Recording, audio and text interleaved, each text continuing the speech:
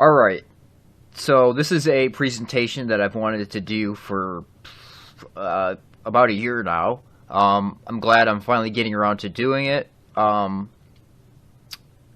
yeah, let's just get into it. I wanted to start by mentioning some of Joe Rogan's sponsors. This is going to be the theme of this presentation, is the corporate and cultural agendas that Joe Rogan is involved in. Now, this is the type of information that's not fun to research yourself. It's just better if someone presents it. So that's what I'm going to be doing. If you haven't yet, check out the work of Jan Irvin. He's a vet. He's been doing this forever. He was involved with Joe Rogan early on. He's actually the guy who gave him DMT originally. And he was offered positions. So he understands how this works, and he's covered it very well. Also, Jesse Spots. I would like to recommend his playlist for the intellectual dark web. He does some great research.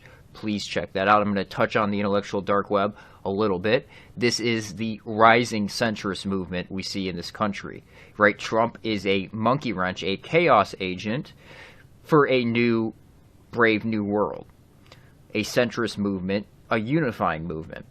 All right, so let's start with Rogan's sponsors. So Cash App is a big one. Jones mentioned that. Okay, the Jack Dorsey connection, and then everybody that followed. So this has been covered at nauseum, so I'm not going to really focus on Cash App and Dorsey, but there are some that people looked over. So like 23andMe, this is a big one, directly sponsoring Rogan's podcast. So 23andMe is co-founded and owned by Ann Wojcicki, the Jewess. Okay, Ann is the sister of Susan Wojcicki, the Jewess, who is the CEO of YouTube. I'm sure you're all familiar with her. And Ann was formerly married to Sergey Brin, the co-founder of Google. Okay, so you should be aware of the 23andMe database system, the whole agenda with that. Rogan used to try to be slick with it, and he would just be like, "Oh yeah, you should do the 23andMe because they tell you all your health risks," and he would promote it. That's how his podcast works. Every other sentence in his podcast is a corporate plug or a cultural plug, a cultural agenda or a corporate agenda. For example, he'll mention some pasta that he gets from Italy and acts like he just likes the product. No, he's getting paid to do that. That's how his podcast works. Okay, people need to understand that. And his influence is beyond anything we've ever seen. His podcast is so influential because of its base in Los Angeles, and then also it spreads everywhere else. So you can set the trends in Los Angeles, and they spread everywhere else. And that's exactly what we see going on with Rogan. He is by far the most crucial asset for the information age at this point in time. Okay, and then another person who sits on the board and is high level in 23andMe is Esther Dyson. Now I want to highlight her because of her involvement in commercial and privatized space, which is a common theme we see running through these Rogan Jones type networks. Okay, so as of early 2007, Dyson describes herself as spending more and more time on the private aviation and commercial space startups. Also in healthcare and genetics. Dyson is a founding member of Space Angels Networks and is invested in XCOR Constellation Services, Zero G, Icon Aircraft Space Adventures, and Mars One.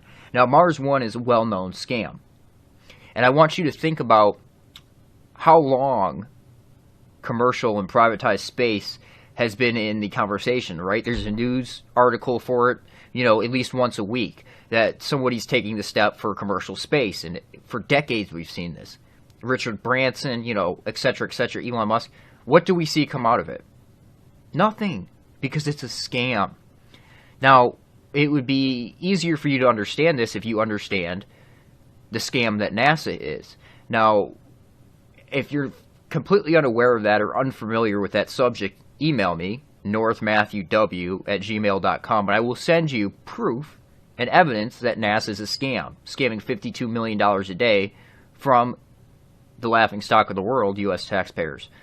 Okay, so that's a common theme, again, is commercial and privatized space that we see running through these networks. It's my contention that they're essentially funnels for that money to be funneled into other movements and other agendas, i.e. an information age asset like Joe Rogan. So let's move on to Elon Musk. Now, I believe, although Elon is not listed as a sponsor, he is a sponsor, and here's why I think that. From Colorado, but I did just get a Tesla, so I'm supporting the podcast. Okay, did you hear that?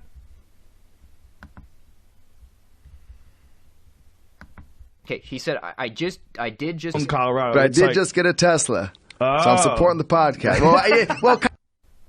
I did just get a Tesla, so I'm supporting the podcast. How does that follow? Buying a Tesla supports Joe Rogan's podcast. Is Elon Musk subsidizing Rogan's podcast for an agenda? For propaganda purposes? Absolutely. Absolutely. And we saw this demonstrated with the securing funded, when Elon smoked the blunt, when he hit the backwood on Rogan's podcast. That was them manipulating stock prices. That was completely fake, and there were plenty of YouTube videos that I posted in my community section, articles, but they all got scrubbed because Rogan has that much access and influence. They all got scrubbed. So a lot of people don't understand that when Elon Musk tweets funding secure at 420, and then he gets up there and puffs on the blunt, that was them manipulating stock prices. Provably them manipulating stock prices. That's what was going on there. That was fake. Joe Rogan's podcast is the realest fake thing you'll ever see. It's very scripted, it's very corporatized, and there's an agenda behind almost everything he does on that podcast. But it seems organic, but it's not. It's not. He'll also do things like, oh, what's that square state? How do they end up with a perfectly square state, acting like he doesn't know what Wyoming is? He's been to Wyoming. He understands what Wyoming is. He knows what that state is. But he acts like he doesn't for that interaction with his audience. So his audience could be like, oh, it's Wyoming, Joe, you idiot. He understands that. That interaction that he's getting with his audience is getting them engaged. It's that sophisticated. It's that controlled. He's looking for that engagement. Okay? And that's kind of a point that Jones made when he was on the podcast last time, which is a point I've been making for over a year now. And I have emails to prove that. But also, Joe Rogan with Elon Musk, the Neuralink, which he's been promoting, right? The brain lace.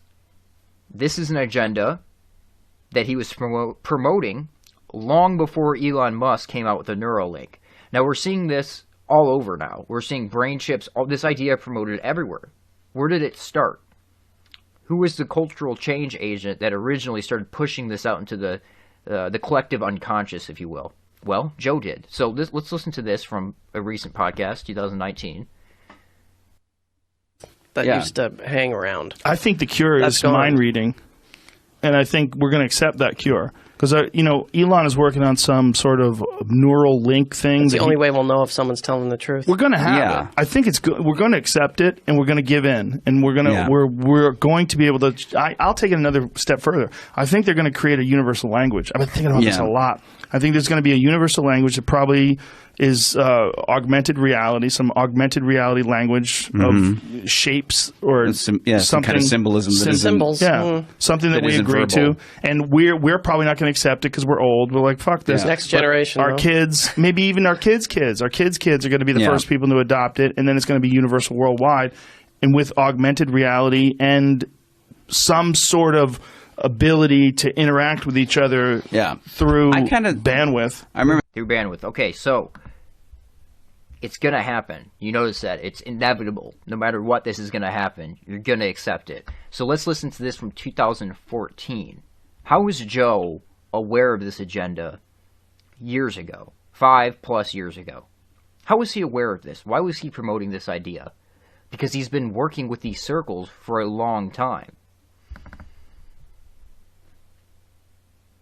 I think that one of the things that's coming out with technology is access to information, and access to information, not just current information, but maybe even future. Like the ability to read minds, to read thoughts, to read. Okay. So let's finish this up from the same podcast, finishing on that thought. Technological symbiotic relationship takes place to the point where we essentially our memories, especially, right? They're pretty piss poor. Right. But if we can turn our memories into some digital archive that you can access at will, then we're going to know. I'm going to look in your head, and I'm going to know what's going on. I'm going to be able to tap into it. We'll be connected the same way we're connected with Wi-Fi. The same way our cell phones are connected through the cellular network, there'll be some sort of a network of information exchange between all people. And if that's the case, deception will be almost impossible. Right. Motivations will be crystal clear. And you're going to know who's full of shit. It's going to be a fucking bad day for a lot of idiots. Okay. So, again, promoting that agenda for a long time now. Let's move on here. Again, saying it's inevitable. That was Elon's other thing that he said on the podcast. You're already a cyborg. You have a phone. It's not in your body, but it's something you're holding on to. Yeah. Yeah. It's coming. It's voluntary cyborg. Did you guys read Third Wave years ago? Was that a book you ever got into? No. That was the prediction of all this. Really? Yeah, and it's in the early 80s. And it was prediction, and the one thing Third Wave predicted was that. Okay, so we have Third Wave mentioned there, which Jones also mentioned on his recent podcast. Now, that's very interesting to me, and this is a common theme in my life. That is something that I was researching long ago, and that I was going to include in this regardless, and other things. Let me pull this up here. Third Wave, information overload. Okay, future shock. Okay, now Alvin Toffler, the guy who wrote this, is involved with the Revolution and Military Affairs crew, the future Soviet warfare theory pushers within our own countries. Okay, the people that are involved in the New York, Moscow, Tel Aviv triangle. Those who have infiltrated the highest institutions in our country and have subverted them for the East's benefit, for Israel's benefit, and via the back door into the West, Israel, for Russia's benefit, for China's benefit. Okay, so I want you to look at the date here.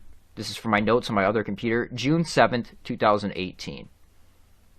I have never heard this mentioned by any other researcher, anything. This is something I found my own on Wikipedia and included it into my research.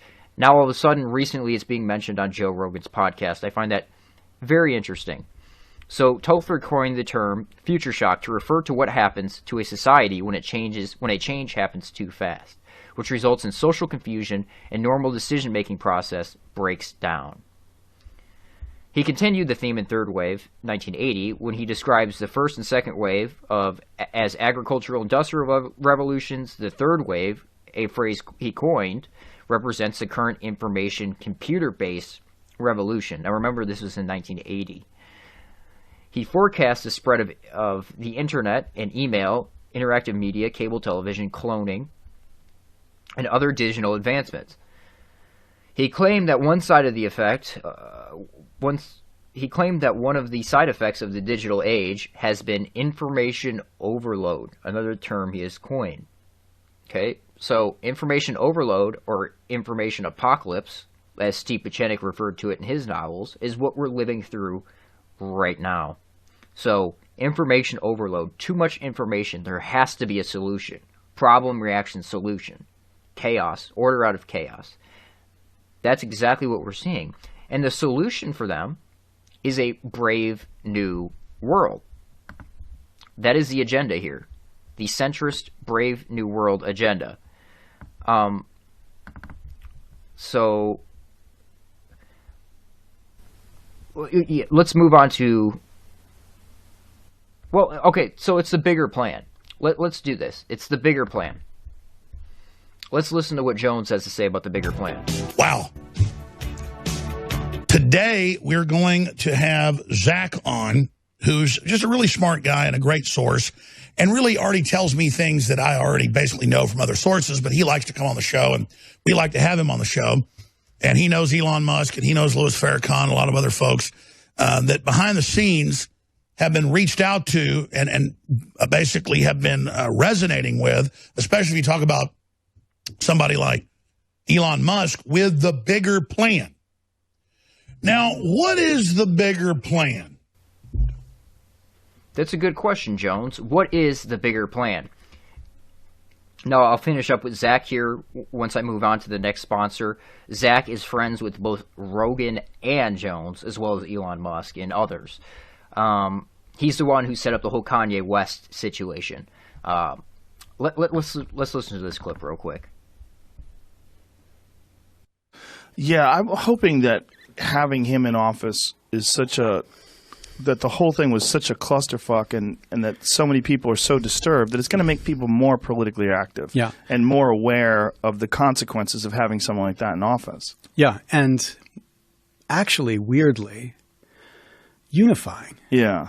Because weirdly unifying. Chaos. Order out of chaos. I have clips of Jones as well saying that Trump was a monkey wrench thrown into the system to create chaos. Because you can create order out of chaos. So, unifying, a centrist unifying movement that gives you miracles, gives you new plant-based solutions, gives you new solutions to big pharma, gives you new solutions in technology. It sounds wonderful, but they're used as methods of control for further enslavement for a brave new world. That's why this needs to be highlighted, and the change agents involved in this agenda need to be highlighted and hammered on. Okay, so let's move on to the next sponsor here, which Jones made veiled threats at, right here, on it. Aubrey Marcus and Joe Rogan. Now, when Jones was referencing DMT cults in Austin, he was referencing working with Pentagon and DARPA. He was referencing Onnit and who Onnit's associated with. Now, I knew the whole situation with Jones wasn't authentic from the beginning. I knew that threatening Onnit was a legitimately Jones putting pressure on Rogan, and having Jan Irving on was actually him putting pressure on Rogan. But I knew he would never go anywhere. He was doing it because he was pissed at him. He was doing it because of the Soros talking points. But as we'll get into here in a second, Joe was so deeply involved with Soros that, you know, come on, Jones. So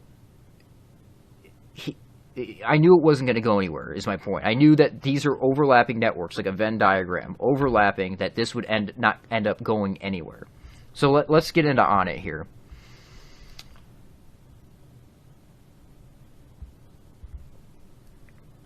So, this is a Reddit post from 3 years ago. Whoever put this together did a good job of highlighting the shell companies that Aubrey's dad was involved in. So we're going to see mafia connections here, corporate connections here, and Pentagon connections here. Those are the big three that are operating these networks. So the true history of Onnit, originally founded by Aubrey Marcus's Texas oil man father, Michael Marcus, and originally formulated by Aubrey's stepmother, Janet Zand, an acupuncturist. So let's go ahead and read this. Michael Marcus, father of Aubrey Marcus. Michael Marcus is a commodities trader who in less than 20 years reputed to have turned his initial $30,000 into $80 million. Notably missing from that Wikipedia page is how Michael Marcus made his millions in oil and gas. Aubrey Marcus's dad, Michael P. Marcus, named a business Coffee Exchange, Inc., which he later changed to Touchstone Resources. And then he again changed to Cygnus Oil and Gas, which owns working interests in approximately 13 oil and gas projects in Texas, Louisiana, Mississippi, Oklahoma, Arkansas, Alabama, and New Zealand. Okay, so are we seeing a common theme here? Are we smelling shell companies? Aubrey Marcus's dad, Michael P. Marcus, started another business named All American Burger, which he changed to Bexy Communications, which he again changed to Sherney Energy. What is Sherney Energy? Sherney Energy is a billion-dollar oil company. Aubrey Marcus's dad started another business named Expressions Graphic Inc., which he again changed to Continental Southern Resources, which he again changed to Endeavor International Corporation, another oil company which ended up screwing investors out of their money. Scams for agendas. So Aubrey Marcus was a trust fund kid with millions of dollars from his dad, Michael Marcus's oil business to play around with. He's a non-entity, a mouthpiece, and would have been forever known as the guy who invented nail polish for men, which, by the way, he did, and he called it Alpha. That was the marketing there. So, and then the Fleshlight. That came from Onnit, Joe Rogan's co-founders of Onnit with Aubrey. Now, Onnit's huge with their connections, which we're going to get into here in a minute.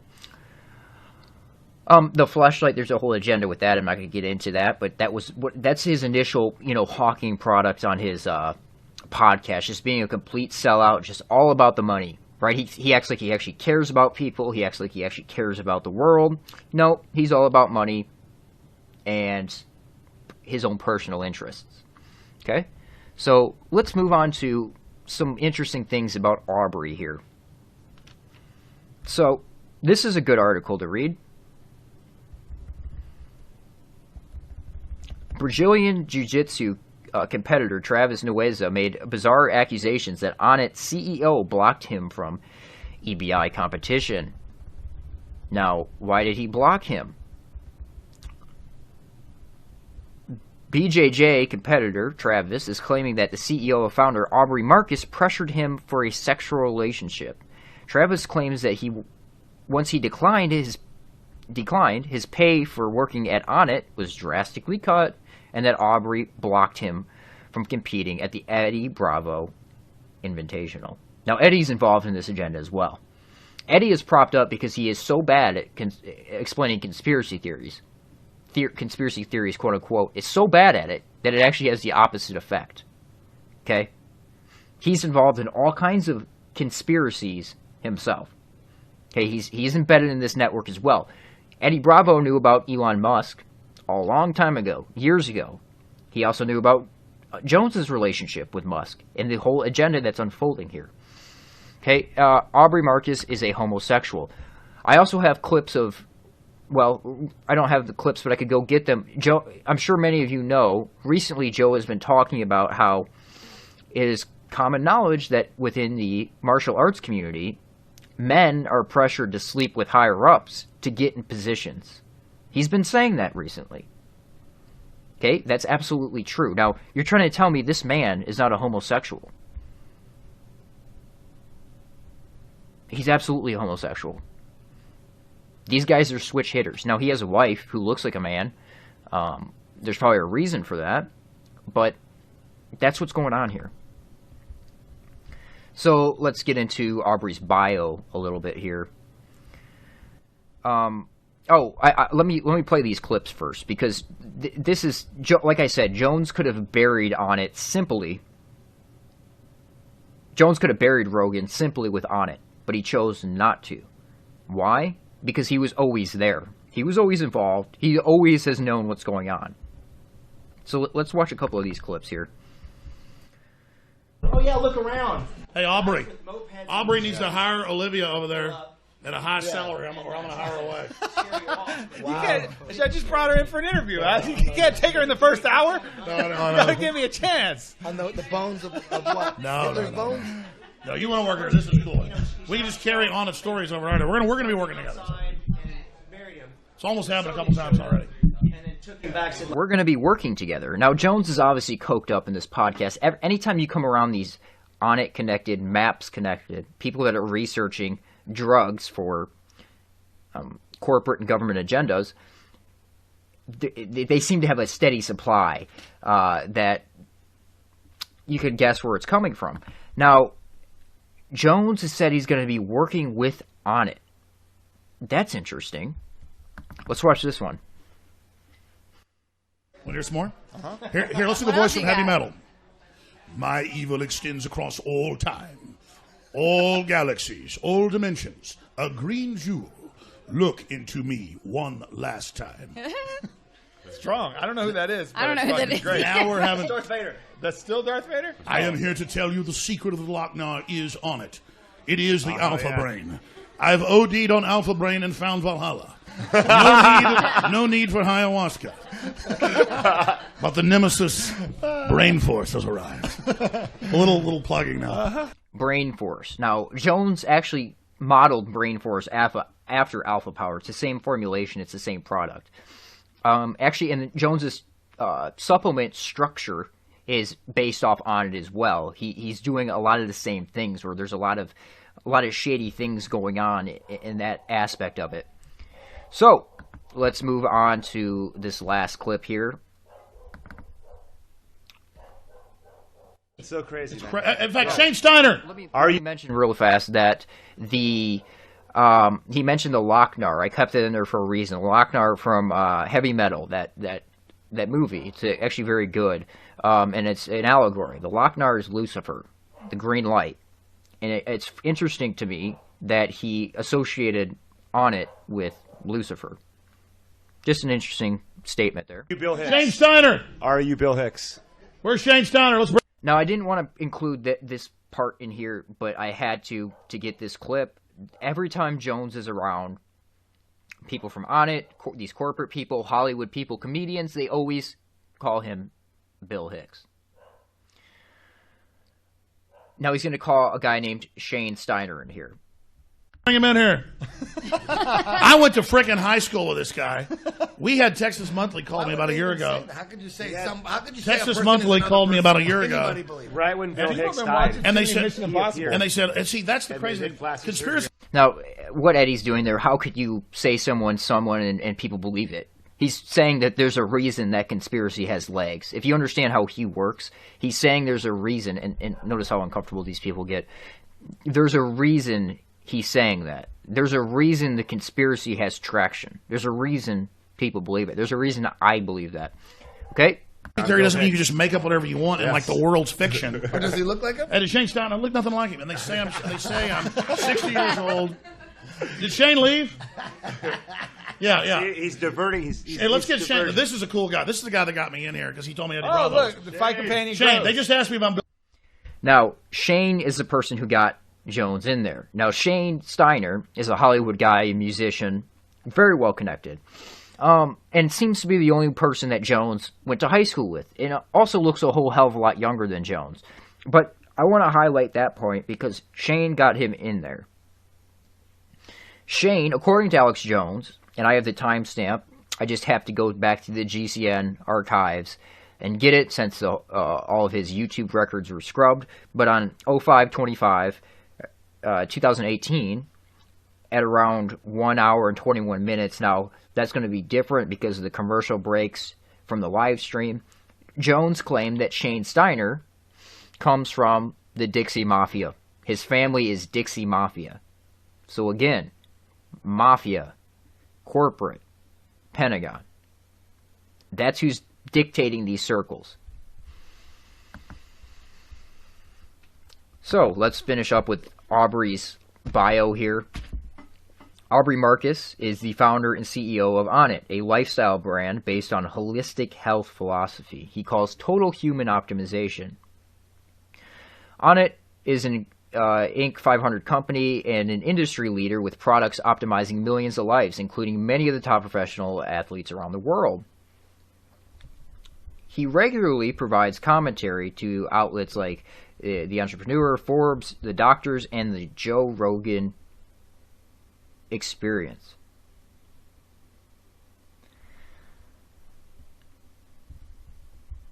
If you ask Aubrey what cause he is most passionate about, it is raising awareness for psychedelic medicine, psychedelic medicine, or plant-based medicine, through organizations like MAPS and the Hefner Institute. He's a 20-year native of Austin, where he currently resides. MAPS and the Hefner Institute. Now, before I move into MAPS and Hefner, I want to play this for you real quick and get you asking yourself a question here. For Tim Kennedy. I think you know what I think. I tried to take I think you down. It's the drugs. Oh fuck! Did we do drugs then? Yeah, we did. We did DMT. Was that the? That was the next day, that was bro. That's why I was really? so emotional. Wait. Are you sure? Yeah, I went through it. I'm like, why was I crying like that? That's Dude, interesting. Hey, hold up. Could not stop crying. So Brennan and I did DMT. We did a DMT trip. We didn't know. What did you say, Jen? I said, I can't believe it. By the way, what is he doing with his hand here? Why is this guy always rubbing on himself? You guys did that. Dude, we didn't even know. DMT. We I didn't would know do it right now. I would do it in a heartbeat. We didn't know it's what ayahuasca is. We didn't know what to expect. I'm into psychedelics now. I haven't done it, but I want to do acid next. Listen, if you're young and listening to this, don't. I'm 52. And No, DMT. On acid, I'm not. I don't advocate drugs for anybody who's young. Okay, but if you're an adult, it's up to you. But DMT was awesome. DMT. So I'm not a drug guy, right? I never one have of us are drug guys. Never cocaine, not even weed, right? Not really a boozer. So Love titties. we find out we're gonna be invited. We're invited to this quote unquote ceremony by a shaman who will remain nameless. And Brennan and I both Aubrey Marcus. Yeah, What were you saying? And Brennan and I look at each other. We're like, are we going to do this? I'm not going to. So I don't want to bore you with the rest of that clip, but they go on to say they smoke DMT. Now, this is in America that they're doing this. How are these people getting away with giving people DMT in these cults, in these self-help DMT cults? How are they getting away with doing this in America illegally? Ask yourself that question. It's illegal, but they can get on a podcast to talk about it and send people in that direction. I want to finish up here. Let's. I guess I'll mention on the fake beef. Now I started putting this together, and this was always going to be my opinion on it. Like I said, there was two things Jones did, threatening on it and having Jan on, that were legitimate. But clips like this always were ringing in my memory. People have such. But Elon Musk is a patriot. Assange is a patriot. And I can tell you right now that Musk is a fan of yours. I could tell you the same way. Maybe you didn't know who I was back then, but Farrakhan was a fan of yours. The problem is Elon Musk has picked his side. He's in with DOD. But today we're going to have Zach on, who's just really scenes have somebody like Elon Musk with the bigger plan. Now, what is the bigger plan? I mean, you told me you'll soon see Kanye at the White House. You said that. By the way, Zach is the one who was behind the whole Kanye West situation. And I was the only one that took him seriously. That's how I was able to predict the Kanye West situation long before anybody else did, because I listened to what this guy had to say. Now, everybody thought he was too young. Everybody thought he wasn't anything, that he was just some kid, on a Navy ship somewhere calling in. No, this guy's involved. This guy has been involved with Cywer for a long time. Now he currently resides at Space Command, former CENTCOM.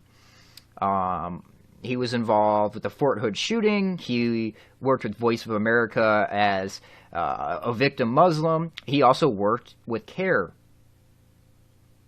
as a double agent. Okay? Culture will speak, and you've not predicted. You know a lot of what's coming and what's going to be unfolding. first of all, I've had some conversations out there in those hills out there in Calabasas with Joe Rogan. And then Zach's a great source of really interesting information. And I know who he is, who his identity is, and some of the things he's done behind the scenes and things that have unfolded. And so he is who he says he is. He does do what he says he's doing. And I can confirm some of the stuff he's been up to out in Las Vegas and out in Florida and out in L.A. as well. L.A. as well. Okay, so he also knows Elon Musk, Joe Rogan, and Alex Jones. So we're having a military guy go in between these guys, and it's kind of dictating which directions they go in, possibly, or influencing them in some way or another. But that was something that was always in my head. These people can't really dislike each other, or they can dislike each other, but they can't really attack each other because they're involved in the same networks. They're Pentagon assets for the information age, as well as corporate assets. And then this is from The Fight. This is something that I don't think anybody picked up on. 99.9% of the listeners did not pick up on what he was saying here, but I did. You're the bitch, and you get ready for it. That's how this works, Pilgrim. That's how this works, Pilgrim. What does that mean? Pilgrim. Well, the Pilgrim Society is a British intelligence front. Now remember, with the intelligence community, it's a giant spider web with Israel at the center of it. But the Pilgrim Society is something that all the early MK Ultra guys were involved in. Halpern, all those people coming out of the Pilgrim Society or associated with the Pilgrim Society, Alan Watts, all the MK Ultra people, all those cultural 60s change agents were coming out of there. Now, this is something where I think I would see an overlap with these two, because Jones is surrounded by British intelligence. Example, Ted Malloch, total MI6. But again, you would see this is like a Venn diagram, and you have these overlapping networks that they're both involved in. And then let's finish it off. This is also from the beef that was going on. So just stop acting like you don't. We have a State of the Union coming up. Let's finish up this clip. Fill in the blank, whatever ridiculous conspiracy. The Rothschilds, the fucking Rockefellers, whatever it is. I'm not talking about that because the government threatened my family. So just stop acting like you don't. We have a State of the Union coming up. Let's finish up this clip. Fill in the blank, whatever ridiculous conspiracy.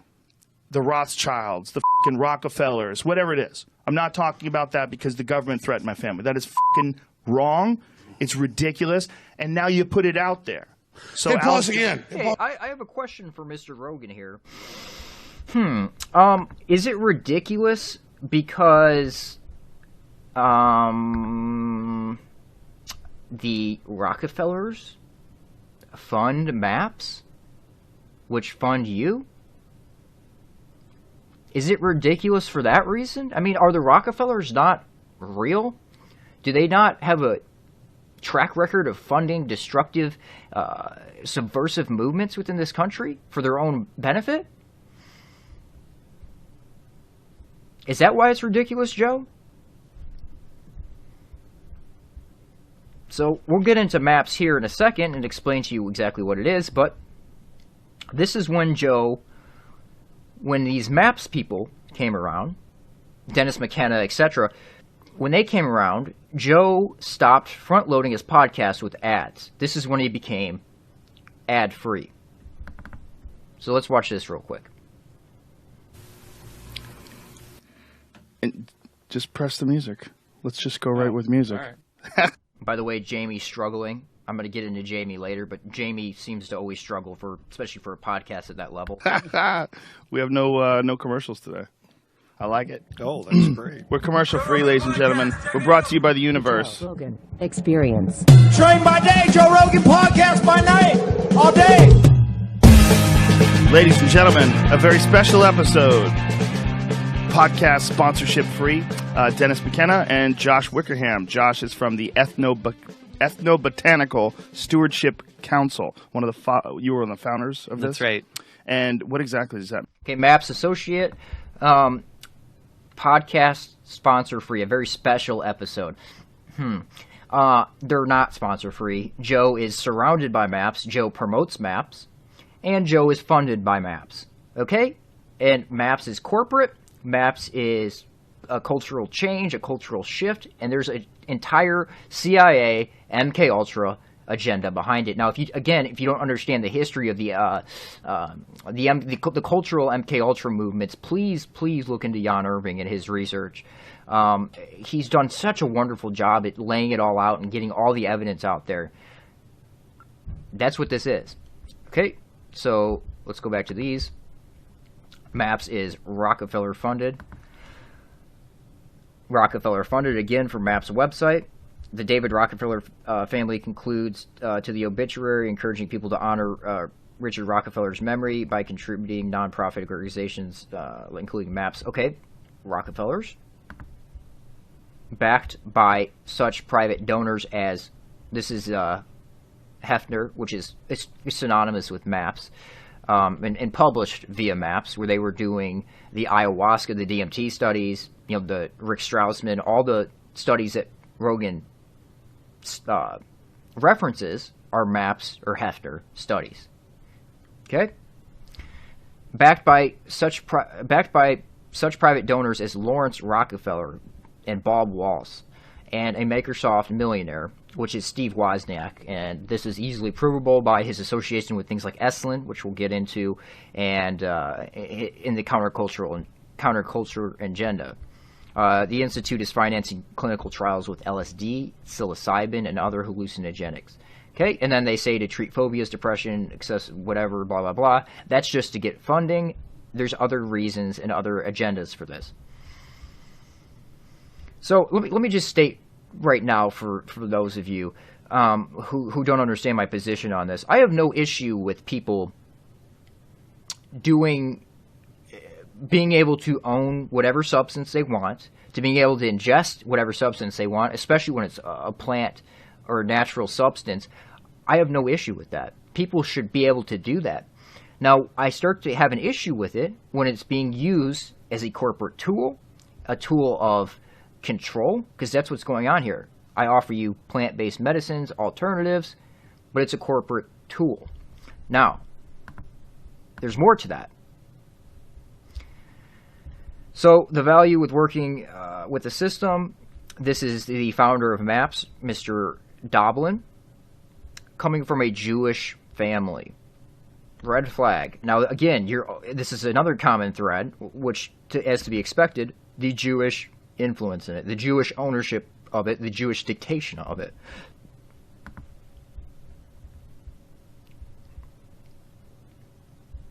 The corporate goal of maximizing profit for our shareholders.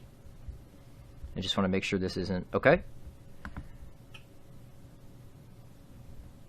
There he is, Dennis McKenna Wickerham, surrounded by MAPS people.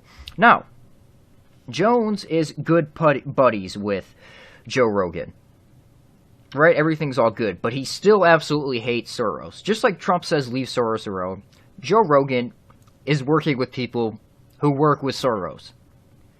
But that's okay by Alex Jones. That's fine. We'll just ignore that. We'll just ignore that agenda there. So, MAPS is co-sponsoring a conference in collaboration with the Drug Policy Alliance. The Drug Policy Alliance. Again, MAPS working with the Drug Policy Alliance. Joe Rogan having on Ethan Nettleman from the Drug Policy Alliance. So do you see how that works? MAPS, Rogan. The masses.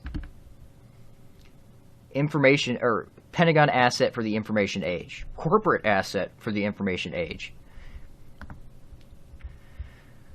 The National Drug Policy Alliance.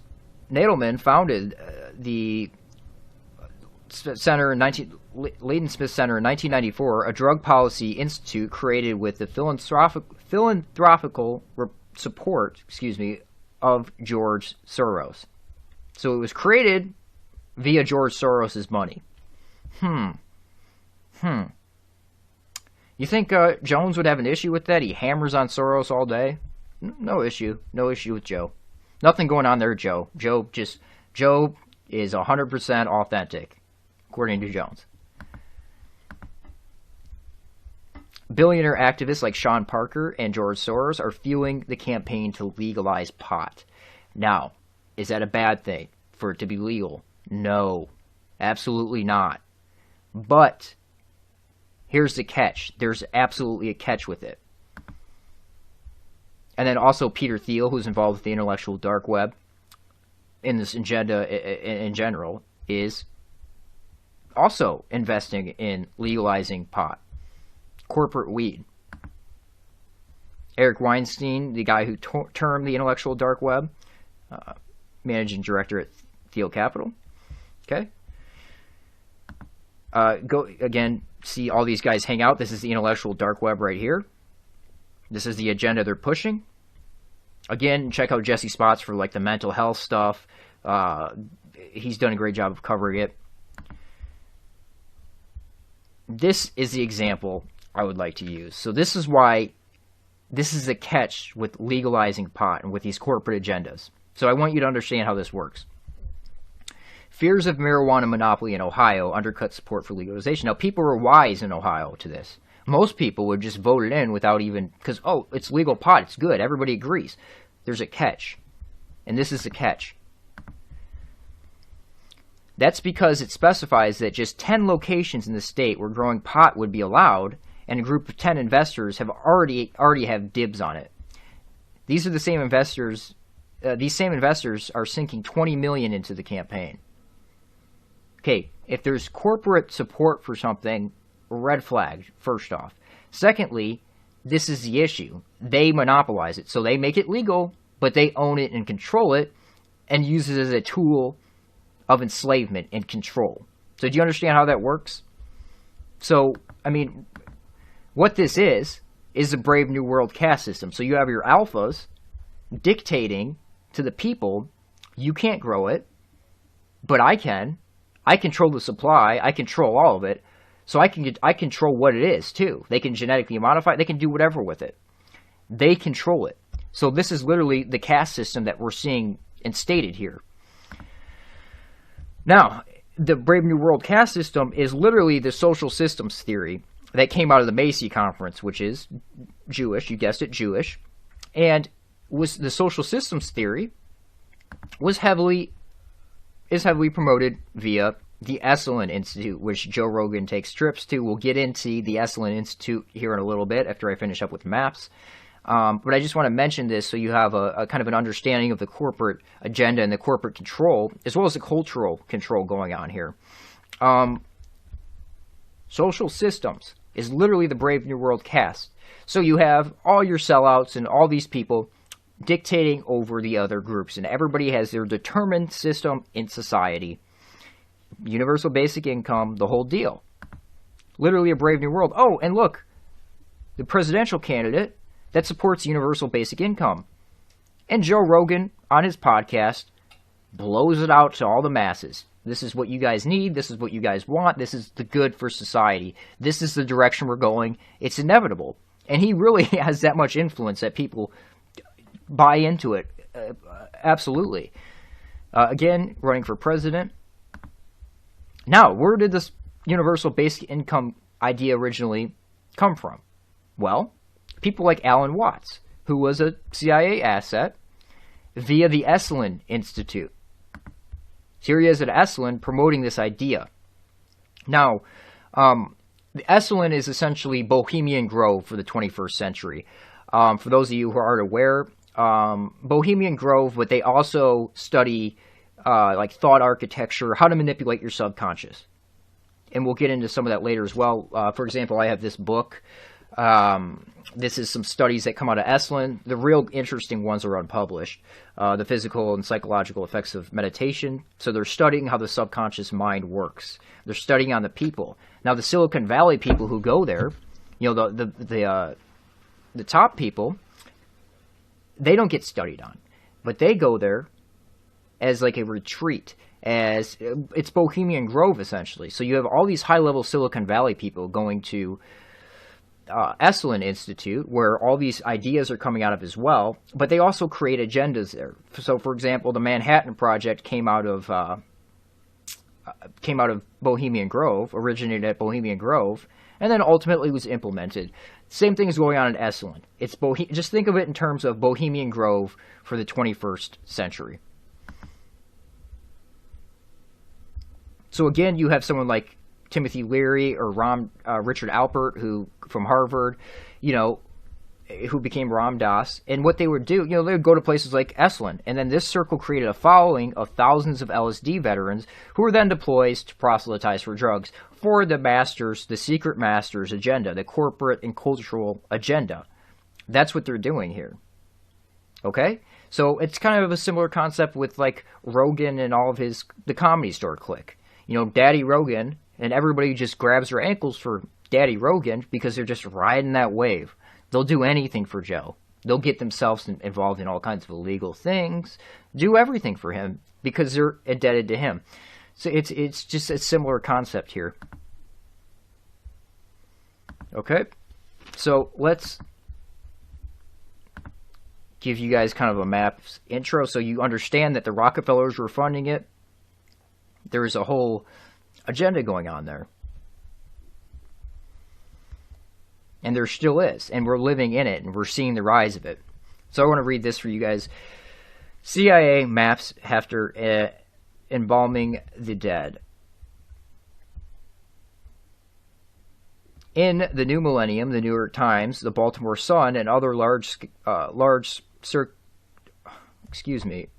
the Baltimore Sun and other large circulation daily newspaper highlighted research on psychedelics and ecstasy. Doctors at prestigious university medical schools produce studies promoting positive aspects of these drugs. These studies are often mentioned in an affiliated funding source, research group, the Multidisciplinary Association for Psychedelic Studies, Incorporated, which is MAPS. Founded in 1986, MAPS received early aid from MKUltra participants such as Timothy Leary, who also worshipped Crowley, which is Jewish mysticism. Or worshipped promoted Crowleyanism. The former CIA contracted inventor of LSD, Albert Hoffman, also donated to the funding of MAPS. The year before, the Food and Drug Administration had classified ecstasy as a Schedule I drug. This made ecstasy illegal, an addictive substance without clinical value. Rick Doblin, who is Jewish, founded MAPS. Doblin described his first acid trip, which reportedly led him to say he had been fortunate to be able to combine psychedelics with the pursuit of the American dream.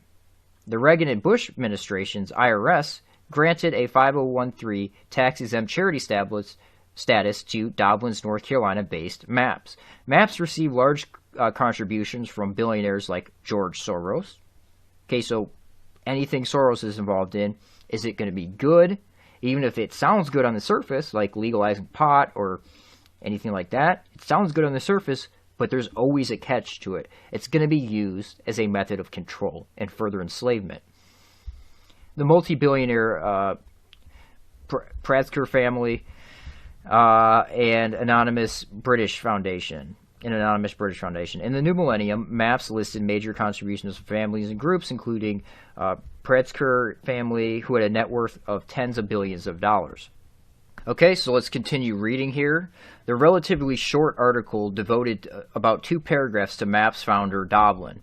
MAPS start during the Reagan-Bush presidential administration seemed no coincidence. In 1986, Vice President George H.W. Bush's aide, Oliver North, jump-started the Iran-Contra scandal involving the CIA in trafficking cocaine, which is a CIA CNP operation. Once the former CIA director Bush reached the presidency, he appointed Dr. David Kessler as Food and Drug Administration Commissioner, harkening back to the MKUltra days of testing LSD in schools. Kessler approved university testing of psychedelics again in 1990, just after the U.S. Senate confirmation. Now we see Trump doing this right now, allowing these psychedelic plant-based medicines to be tested and approved. The approval marked the FDA's first psychedelics research in over 20 years. Dr. Kessler remained FDA commissioner for the next 5 years, including 3 years under President Clinton. President Bush also had Kessler fill FDA with like-minded research staff favorable to psychedelics. Why? Because there's an agenda. Not that they're necessarily bad or there's no uses to them. There's an agenda. That's what I'm highlighting here. In an interview, Rick Doblin said one of those leading doctors in the FDA was Dr. John Harder, whose vision, quote, vision was to train me, this is key, vision was to train me to understand how the FDA worked so that I could try to mobilize the demoralized psychedelic community to submit protocols. Doblin went to describe the history of his work, which inadvertently revealed his unusual power in the FDA, even after Kessler's resignation under President Clinton. Quote, there was a short period after he resigned in 1995 during which lower-level FDA officials made it difficult to move forward with psychedelic and medical marijuana research. However, I filed a complaint with the Ombudsman, and the policies established by the pilot drug were reaffirmed in 1999 by FDA upper management. Doblin further said Clinton's successor, President George W. Bush, also picked an FDA commissioner, Dr. Jane Henney, who is supportive of psychedelic research. From 2000 to 2011, MAPS articles showed up in newspapers worldwide. With MAPS funding of Harvard and Johns Hopkins research, the idea of LSD and ecstasy having health benefits spread. The New York Times, Baltimore Sun, and other newspapers helped spread MAPS propaganda, further legitimizing the group.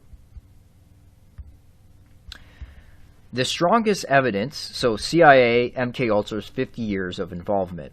The strongest evidence of CIA continuing MKUltra was revealed in the November 2000 arrest of 55-year-old William Leonard Picard, Deputy Director of UCLA's Drug Policy Research Program, for running one of the nation's largest LSD laboratories. Drug enforcement agents would also eventually implicate Professor John Halpern and other psychedelic think tanks. The Hefner Research Institute, which had worked on many projects with MAPS, the DEA arrested Picard at the laboratory site, a decommissioned missile silo, which they actually weren't at that point. This is an interesting case.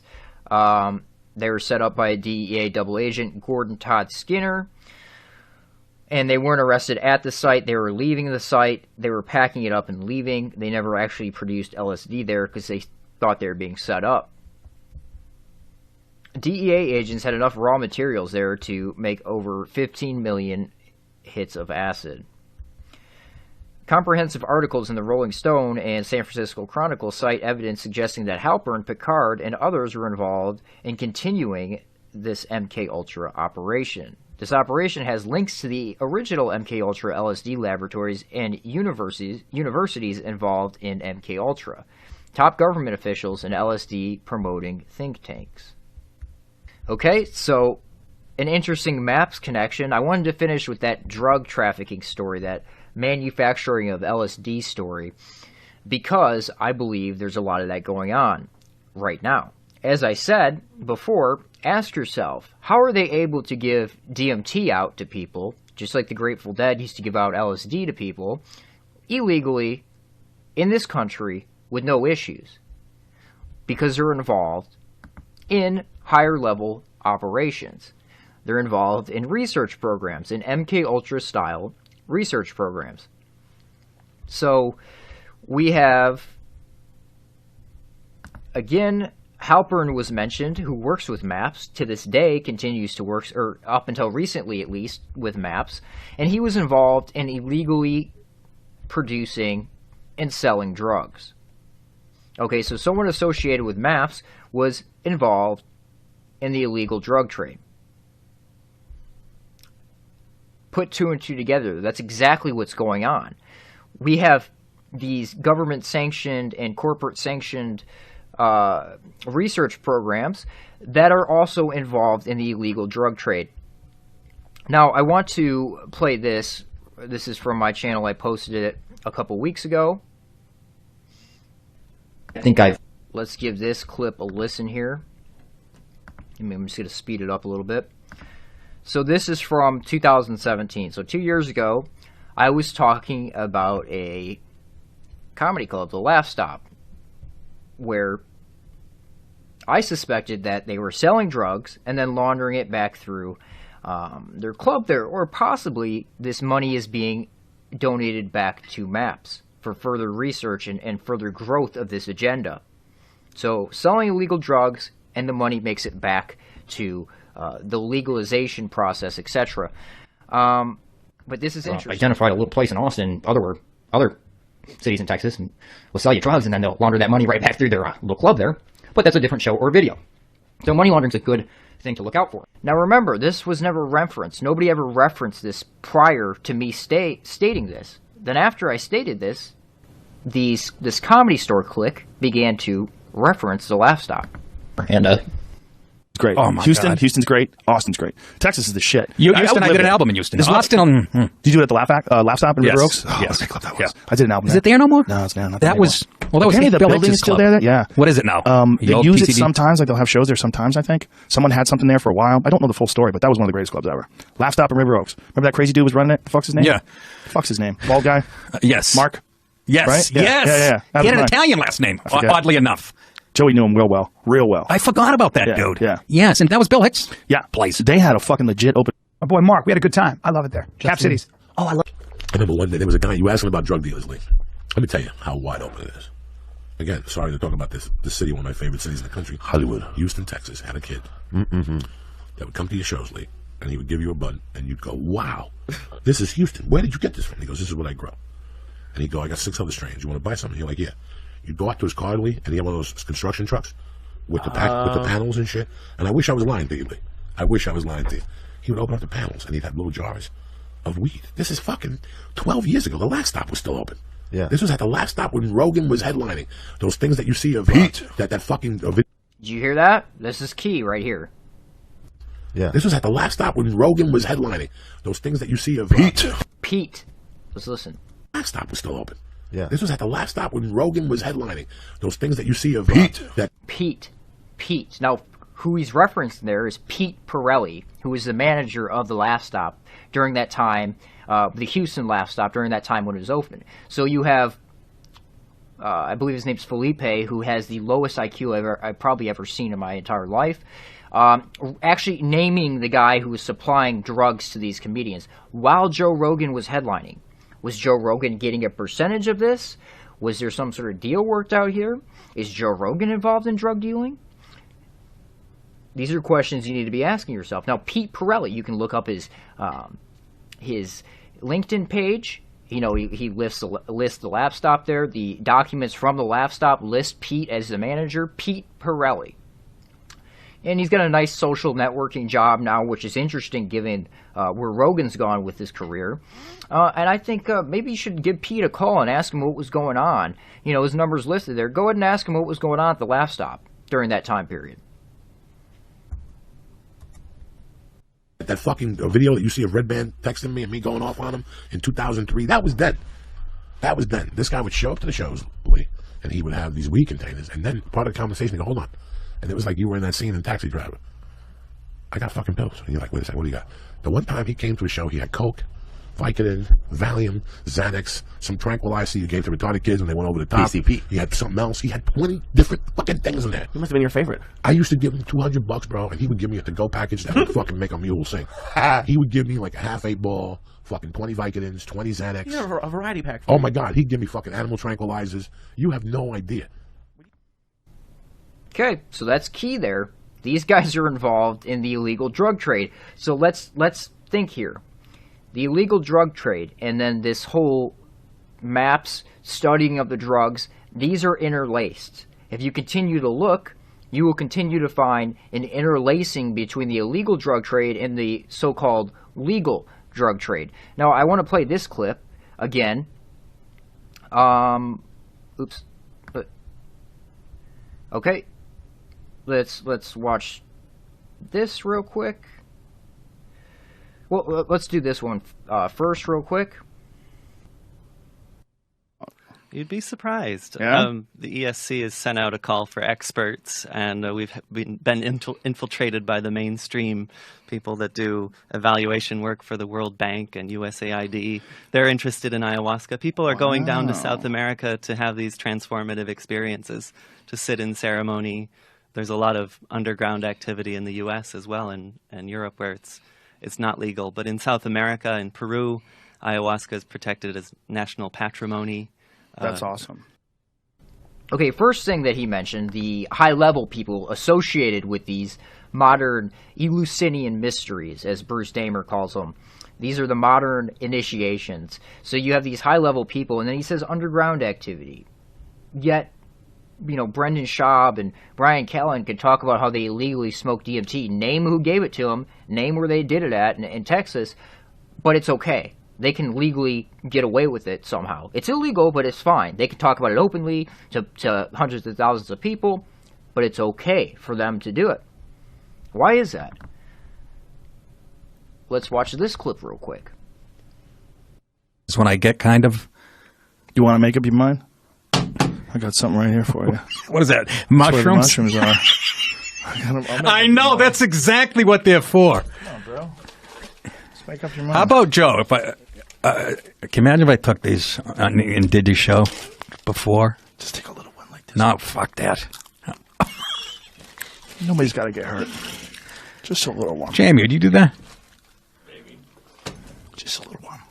I don't want to be giggling in the car on the way down, throwing up on myself. It'll be fine. What's it do? What's going to happen? I want to get out of here before it takes effect. Guy's going to get me in a fucking some type of scissors. It should be legal. It's supposed to be I legal believe everywhere. that. It would make people mellow the fuck out, right? It would. Open that third eye, man. It would do something really good for people. The problem is you forget you take it sometimes. You know, like an hour and a half later, like, why am I so weak? Oh, okay. Yeah, I don't want to be that far in my own head. That's scary. Have you ever done the float tank? No. You want to do that? Well, you can't. You I can't. I got to float the fuck. Okay, so again, takes an illegal drug. Now this is just, again, pushing an agenda because they're doing the same process that they're doing with marijuana, legalizing that with psilocybin mushrooms, magic mushrooms. They're doing the same thing. They're pushing to legalizing that. So he's normalizing it by taking an illegal substance on his widespread podcast, massive podcast. He's allowed to take an illegal substance and there's no repercussions for it. Ask yourself, why is that? How is he able to get away with that? Well, he's pushing the agenda. He's normalizing it. It's just something people do. Everybody does. You know, it's fine. And the thing they're doing with the magic mushrooms is exactly the same that they're doing with the legal pot, where there's a corporate control over the substance. It's dictated by corporations. It's dictated by the alphas in the caste system, where they control everything about it. So again, like I said, and I'm not someone who hasn't tried these substances. I've done pretty much all of them. Okay, but like I said, it should be legal. In my opinion, it should be absolutely legal. It should be truly free and undictated by a corporation. It should not be dictated by a corporation. You should be able to grow it yourself. You should be able to do it all yourself. It also shouldn't be pushed on people. The agenda of pushing it on people is a cultural agenda for a specific reason. Secondly, it's a method of control. It sounds great because these are plants, these are funguses. They should be available to everybody. If someone chooses on their own will to take this substance, that should be fine. I have no issue with that. But when there's a corporate control over it, a corporate monopoly, that's an issue. When George Soros is investing hundreds of millions of dollars, when Peter Thiel is investing hundreds of millions of dollars, that should be a red flag for you. You should be aware of this, and you should understand that this is a method of control. This is a method of cultural change, and this is a method of enslavement. That's exactly what we're seeing going on here. So you're not allowed to grow them. Only the corporate masters, only the alphas can grow them. Oh, and this is another one.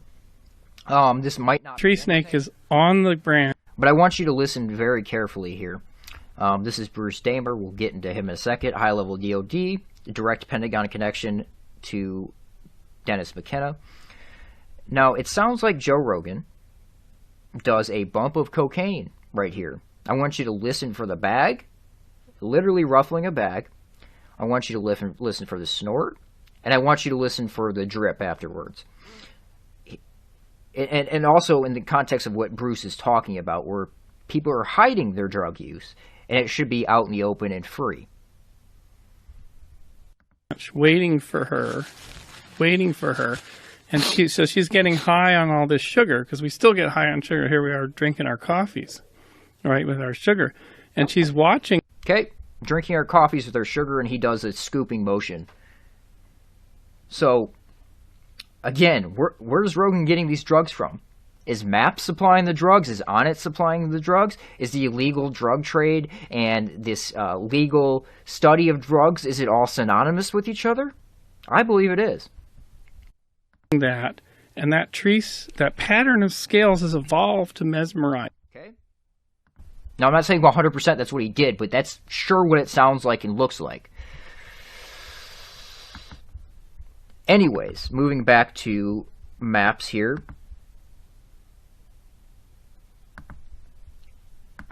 The corporate goal.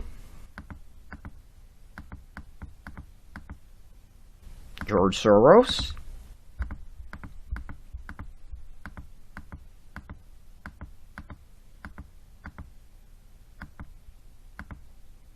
Oh, I forgot to mention, MAPS, another common theme you're going to see through all this counterculture MKUltra stuff is heavy involvement with the Soviet Union. Okay? There's a reason for that. If you watch that KGB defector, I can't, his name escapes me right now, Yuri Bezmenov, and he talks about how the KGB wanted to push yoga and these meditation and these Esalen type movements within the country because there's a method of control with that. Okay? So, and it's on record. You can read the documents, how they would push it. They had a hard time. The Soviets had a hard time running operatives via the West Coast, and they found an in with the peace hippie movement. So, again, MAPS working with the Soviets in the 90s, 1994, or 92, right on that turning point, working with since 1985. So this is this guy researching ketamine in the former Soviet Union, which is still the Soviet Union. If you don't understand that they faked their breakup, that was all predicted by the defectors, like Anatoly Golitsyn. That's exactly what's going on. I would research that. But he was researching ketamine, and if you go through here, it seems as though he was more interested in the subconscious mind than anything, what the effects and how to influence the subconscious mind. That seems to be his main focus here when working with ketamine on people. And they got contracts with military hospitals, like veterans hospitals. So where was MAPS born? Where did the idea come from?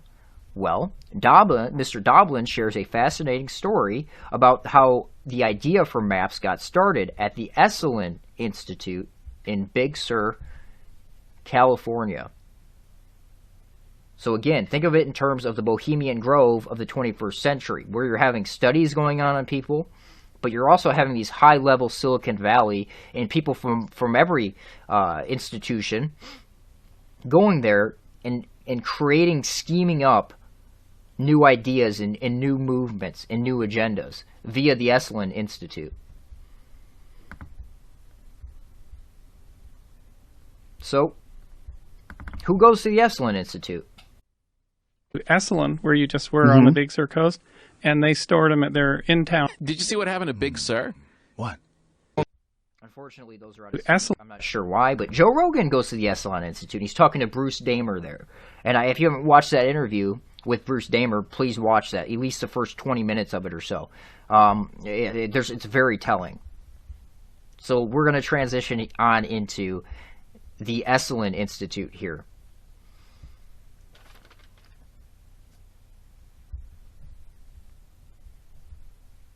So, the Esalen Institute.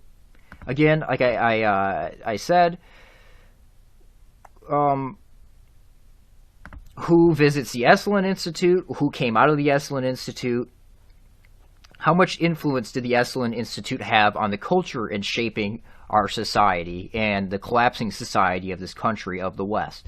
Well, here's some famous assets, cultural change agents coming out of the Esalen Institute. Alan Watts, Aldous Huxley, who inspired the creation of Esalen, Terence McKenna, Joe's Boy, Terrence McKenna, Timothy Leary, Richard Alpert, Rick Doblin, Straussman, Robert Anton Wilson. Okay? All these assets coming from the Esalen Institute. Having their Soviet handlers at the Esalen Institute dictate to them what they talk about. Most of the agendas on Rogan's podcast are coming from the Esalen Institute. They're originally ideas stemming from the Esalen Institute, like I stated earlier with the universal basic income, first created at the Esalen Institute, promoted via Alan Watts, now promoted via Joe Rogan's podcast, and we're seeing us pushed in that direction. So, the Esalen Institute. In 1962, Michael Murphy and Dick Pierce famously founded the Esalen Institute. Less well known is the fact that they founded this institute based on advice coming from an older generation of mentors, such as Aldous Huxley, the guy who wrote the Brave New World blueprint. Him and his brother Julian Huxley. Julian Huxley promoted the idea of chaos via political, economic, etc. landscape for a brave new world to rise out of it, a centrist movement. Now, I'm paraphrasing here. Actually, let me pull that up because this is important. His brother and Aldous was involved in the exact same agendas. And Brave New World is a blueprint. So Julian Huxley, The End of Evolution, a new categorical imperative, this is coming from his agenda, Julian Huxley's agenda, Aldous' brother, purposely create tension across the political, social, economic, etc. planes via liberalism, communism, and fascism. Now you can look at Trump as fascist. That's what he's portrayed as. So a collective new humanity will emerge. A collective new humanity will emerge. Now remember this clip?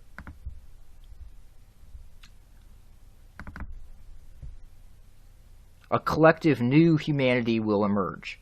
All this stems back to... Yeah, I'm hoping that having him in office is that the whole thing was such a clusterfuck and that so many people are so disturbed that it's going to make people more politically active and more aware of the consequences of having someone like that in office. Yeah, and actually, weirdly, unifying. Yeah. Because... Weirdly unifying. Okay, interesting. Mentors such as Aldous Huxley, Alan Watts, Joseph Campbell. Now, Campbell, if you are unaware of these people, which is understandable because this research is suppressed, they've kept Jan Irvin, who really dug all this stuff out and droned through documents and things to make this information available. This is a huge agenda that they don't want in the public domain. Go look at Jan Irvin's Logos Media. Go check out Logos Media. Read his articles over there, and please dive into his brain database. He has all the connections there. It is beautifully done. All the footnotes. You can spend months in the thing. This is an important agenda that is unfolding before us right now, with history going into the past and then continuing into the future. All these people are covered by Jan Irvin, with Lawrence Rockefeller being another major supporter of Campbell. Lawrence Rockefeller was also an important behind-the-scenes advisor to Michael Murphy since the founding stages of Esalen and donated millions of dollars to the Institute. Again, the Rockefellers. The Rockefellers are always there. Is that why Joe thinks it's ridiculous? Are the Rockefellers ridiculous? The Rothschild agents, the Rockefellers, are they ridiculous? I don't think so. The Packard Foundation, Ford Foundation, Carnegie Foundation, all had some involvement with the Esalen Institute in the early 60s and early 70s, which otherwise appears to have been reasonably profitable on its own. It would be clear what forces were behind the founding Esalen Institute. It should be clear what forces were behind the founding of the Esalen Institute, an institute we will get back to in a later chapter. Okay? It's all footnoted. Those are all the references. Again, Esalen Institute. The sensitivity training and, quote, sexual encounter programs of the most radical California groups, such as Esalen Institute and its many imitators were all developed and implemented by Tavistock Institute psychologists. Tavistock involved. Esalen Institute is Tavistock involved. Again, this is a hard book to find, and it's basically one of their only published ones on them doing studies and documenting those studies that you can find. It's pretty lukewarm as far as what they're doing here, but it's thought architecture. Thought architecture. It's all about how to dictate the subconscious. Now, anybody can go to Esalen Institute if you pay, but you're going to be experimented on, and you're going to be an experiment essentially for future programs and future operations. Okay, so I want to read this article just so people have a better understanding of what the Esalen Institute was used for and how much the Soviet Union was involved in the Esalen Institute. I want to hopefully pull up. Okay, let me show you this real quick. This is from I can't believe I'm drawing a blank on it. This is a book by An End to Ordinary History is what it is, and it's all about the the men who stare at goats type operations, which I'm going to get into later, which is involved with all this stuff, but it's really a smokescreen. It's about those operations, the CIA and the KGB, and their interest in it. Okay, so it was written by Dick Pierce, one of the founding members of Esalen, and it's heavily influenced by Esalen. It's supposedly based on truth. So this is in the beginning of the book. My thanks to Jim Hickman, whose understanding and love of the Soviet Union had informed all of us to work on this book. The Soviet Union was so heavily involved in Esalen, it makes your head spin. Okay, so this is a really good article to refer to, how a famed New Age retreat center helped end the Cold War. As far as understanding of the Soviet influence over Esalen and how much they really dictated that. I'm not going to read the whole article right now for this video. I'm going to do another video where I actually go through it because it's a long article. But I'm going to read some of the key points. Again, just so you have an understanding, the Soviet Union promoted its foreign policy through the World Peace Council and other front organizations. So the Soviets had a hard time running operations via the West Coast, and they found an in with the hippie movement, the drug culture, the hippie culture. This is a good way to infiltrate and subvert the West from within. That's exactly what they were trying to do, and what they're still trying to do, because the Soviet Union still exists to this day. You all should understand that. It was a synthetic breakup. The defectors predicted it. Anatoly Golitsyn predicted it to a T. So I'll just briefly mention some of the stuff this article talks about. People from Esalen were allowed to go over to the Soviet Union and literally hand out literature. Okay? No issue. Americans in the Soviet Union just handing out literature. Red flag. They were doing things like helping Soviet engineers, giving Soviet engineers information on how to redirect rivers and stuff like that. Like literal treason was going on via the Esalen Institute, and they would bring KGB people in, and there was a lot of compromising going on there, because this is what goes on there. A bunch of naked people in the hot springs, a lot of stuff goes on at the Esalen Institute. So it's a great place to compromise people. And that's a lot of what's going on there, similar to Bohemian Grove. So there's a lot of KGB agents there. That's all listed and documented. Again, a lot of the Esalen people, a big cover is the whole expanding your consciousness, telekinesis, psychic warfare. These are covers. These are smoke screens. These are smoke screens. And that's what they were using for their smoke screen to run these operations.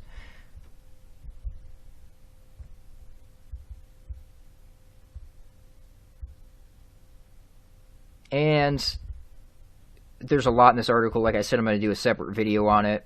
and just go through the whole article. Astronauts were interacting there, with KGB people. They would bring the scientists in. Let me get down to Boris Yeltsin here. So Yeltsin came to America. This is before he was selected to be president. Came to America via the Esalen Institute, and they brought him around. They showed him around America. And after he came to America via the Esalen Institute, he was instated as the president. Okay? And Tavistock working together. This is Track 2 diplomacy. People involved, that's where that term comes from, Esalen. Track 2 diplomacy. The idea was to forge new lines of communication between Cold War powers by bringing some of the USSR's leading scientists and spiritualists to Esalen Institute to mix with their counterparts in the United States. Maybe we all have common goals. Sounds pretty treasonous to me. Sounds like they were setting up for a brave new world. It sounds like the Soviets had a lot of influence over our people, and they were trading information back and forth. That's how some of the folks from Stanford Research Institute in Silicon Valley, who would one day be responsible for funding and building the biggest technologies firms, met up with the Russian cosmonists. Now, this is all via Esalen Institute. They set up a series of events at Esalen's Big Sur campus. So you're having these these Silicon Valley people meet up with these Russian scientists,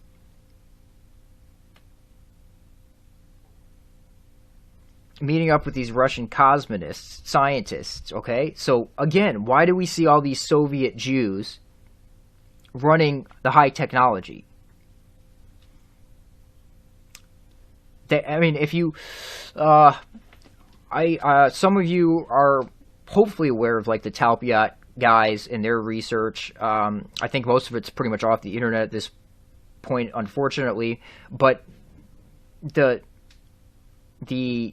whole Talpiot program and what you see going on in Israel is all these Soviet Jews dictating Israel, because that's what Israel is. It's a backdoor into the West. So, again, a lot of it's happening via the Esalen Institute. Okay, so these cosmonists, these Russian cosmonists who were communists at the time, the cosmonists went the furthest into its visions of transformation, calling for the end of death and the resurrection of the dead, and a free movement in cosmic space. Now, these are key narratives originating from Soviets, okay? Cosmonists influenced Soviet politics and technology.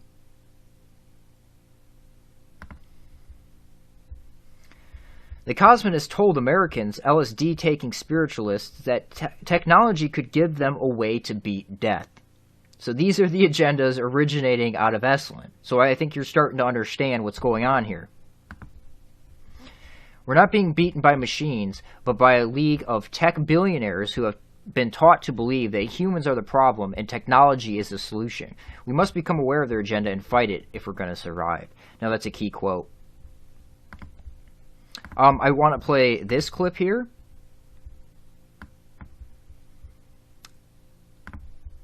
There's some interesting stuff going on here.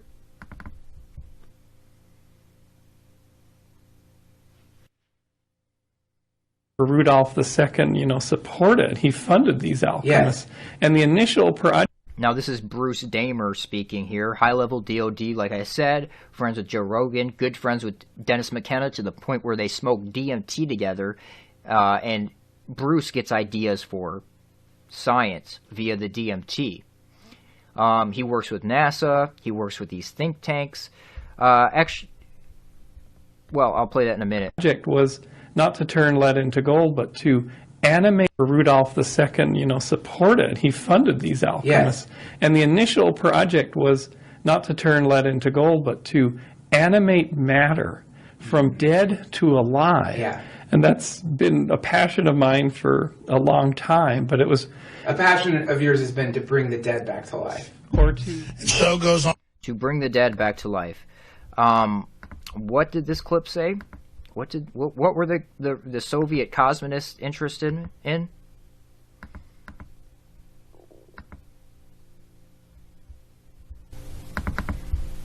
Where did that go?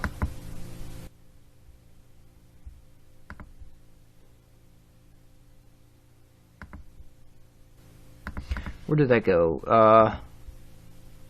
Oh, vision went furthest into visions of transformation for calling for the end of death and the resurrection of the dead, and free movement in cosmic space. Where do we see these agendas pushed constantly? We see these agendas pushed constantly on Alex Jones, and we see these agendas pushed constantly through the intellectual dark web and Joe Rogan.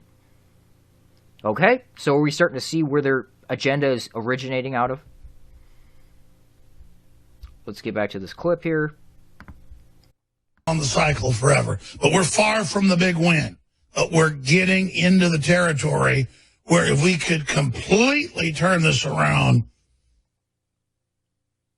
we're going to the next level. Life extension, everything. It's really amazing. Sitting here on this planet with this incredible potential of space colonies and life extension and unlimited cloning.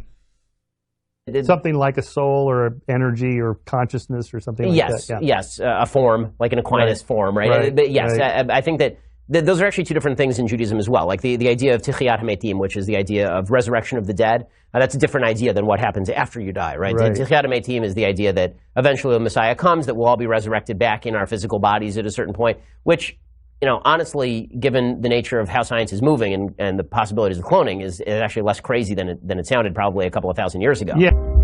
I was born on Earth. I was the richest man on several planets by the age of 74. The first time... Now, this is from a show which I believe is predictive programming, and it's all about transferring your consciousness into clones, which I think is the actual agenda. I think the whole concept, which is pushed by Esalen, is the idea that uploading your consciousness into this Hive computer is not the actual agenda. I think that is a false agenda, like what Elon Musk promotes. The real agenda is using clones and other things like that. Bruce Damer also agrees with me. He'll speak the real agenda. That's what he does best. He talks openly about these things. And so, again, I think this is really what's going on. When I died, I was 99. New technology transferred my consciousness to a new body. For 263 years, I sleeved into new bodies, living on in perfect health. A vault for your every memory, your every secret, immune to aging and disease. The body will decay, but your memories live on in someone else's body, your new sleeve. This is a real step. It makes death itself only a memory. Sunday at the National Space Society's annual event. I'm talking about China's new Silk Road. This is key here as well. I'm going to skip over this for now because that's going to be the next thing I mention here. Economy.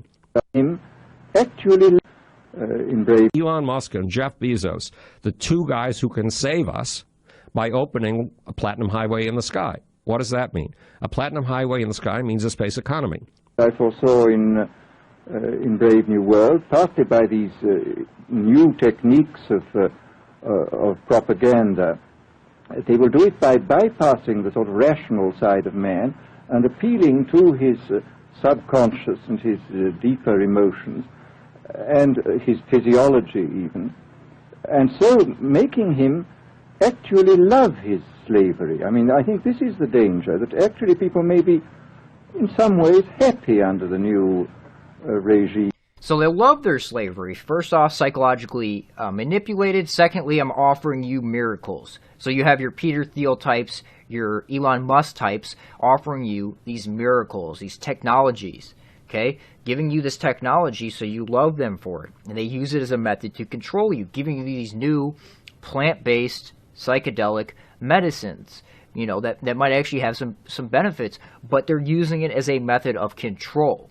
They're the ones dictating it. They're the ones using it against you. But they will be happy in situations where they oughtn't to be happy.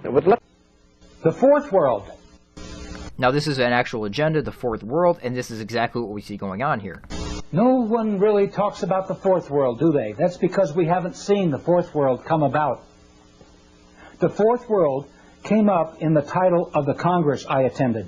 It was called the Fourth World Wilderness Congress.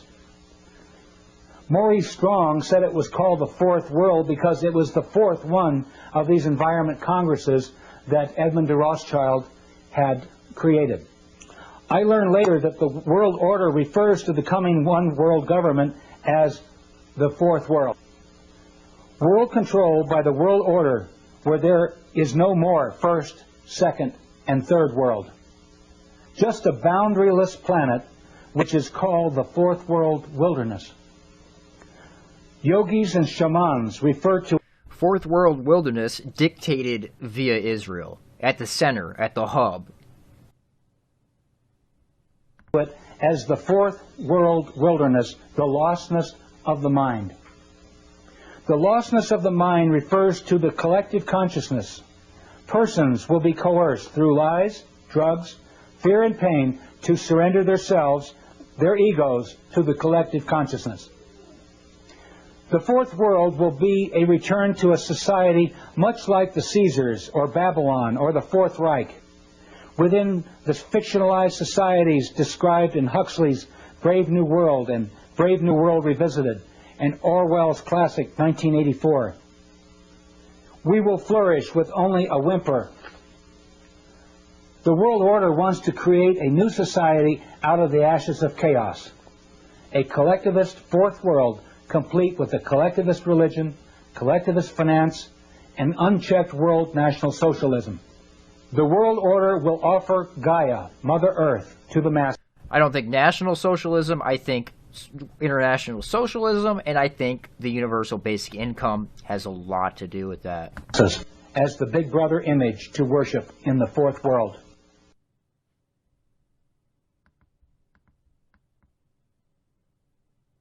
It was with, but you can hang small dose.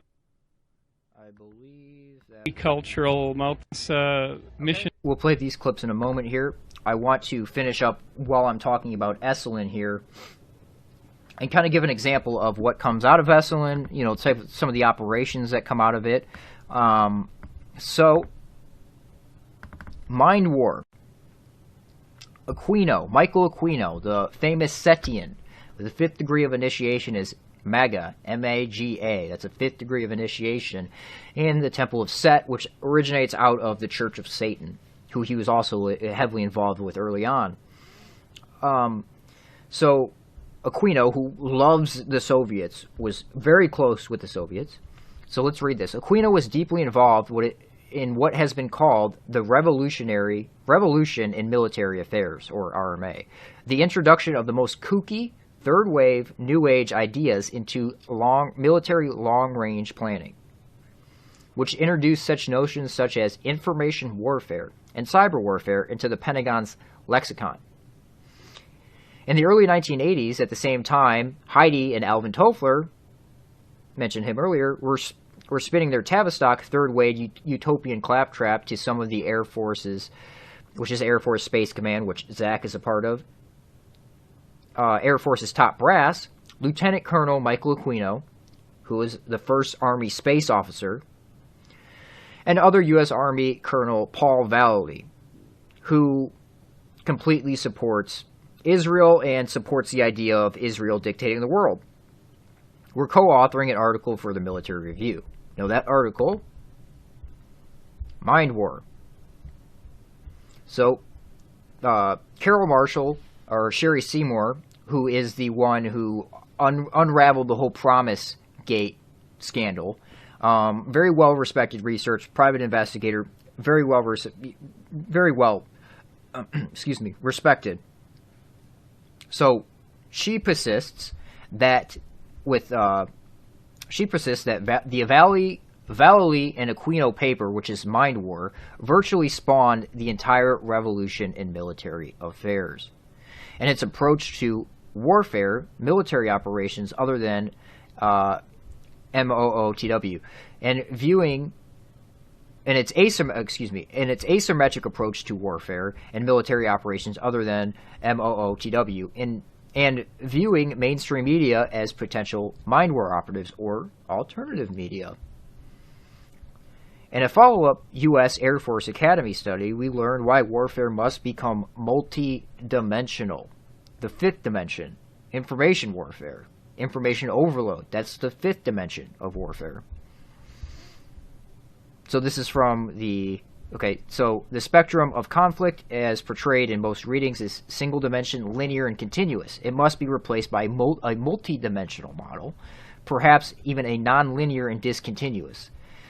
Topographical mathematicians would call it a manifold, hence the name conflict manifold. Its primary characteristic is multidimensional. Now, the guy who termed the intellectual dark web is a mathematician, and as we see with this Trump media, the nonlinear warfare is completely out of control. Let's listen to this.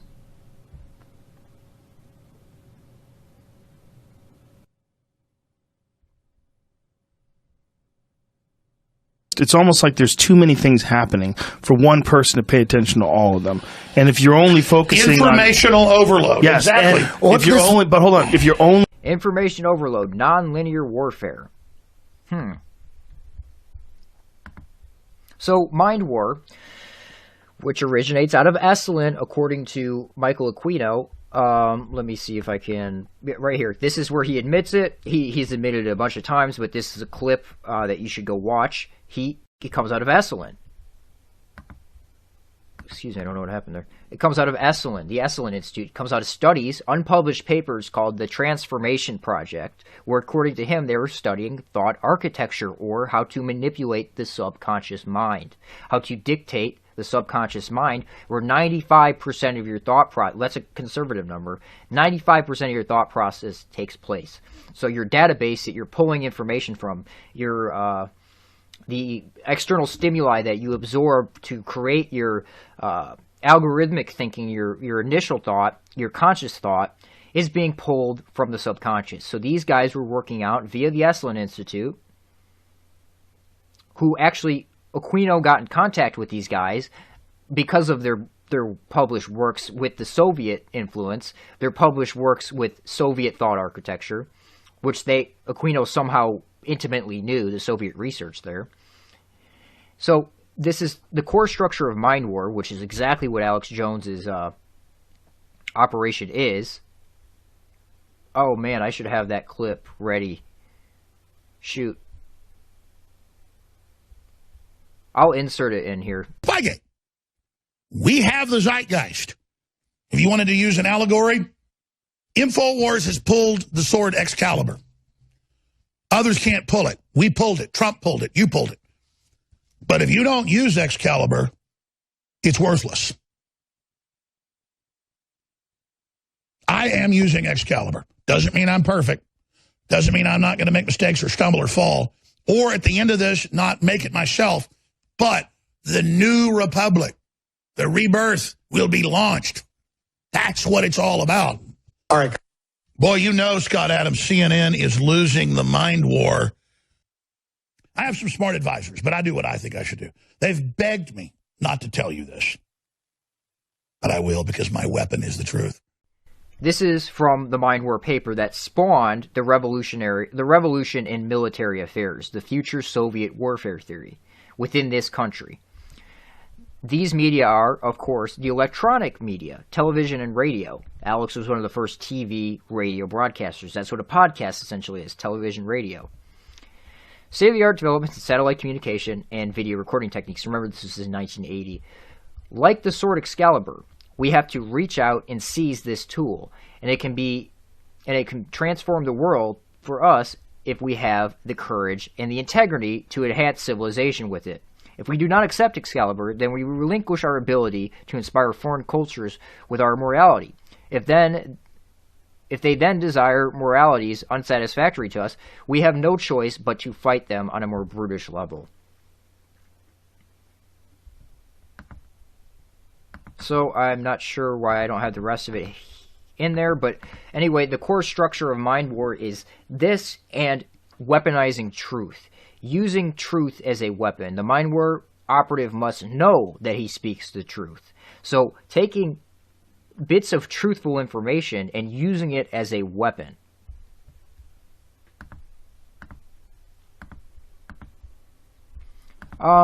And our boy Bruce Damer knows all about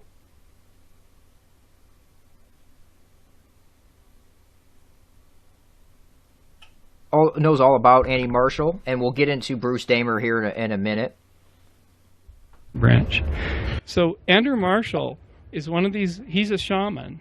He goes very quiet between communities, and what he decided to do. Get this.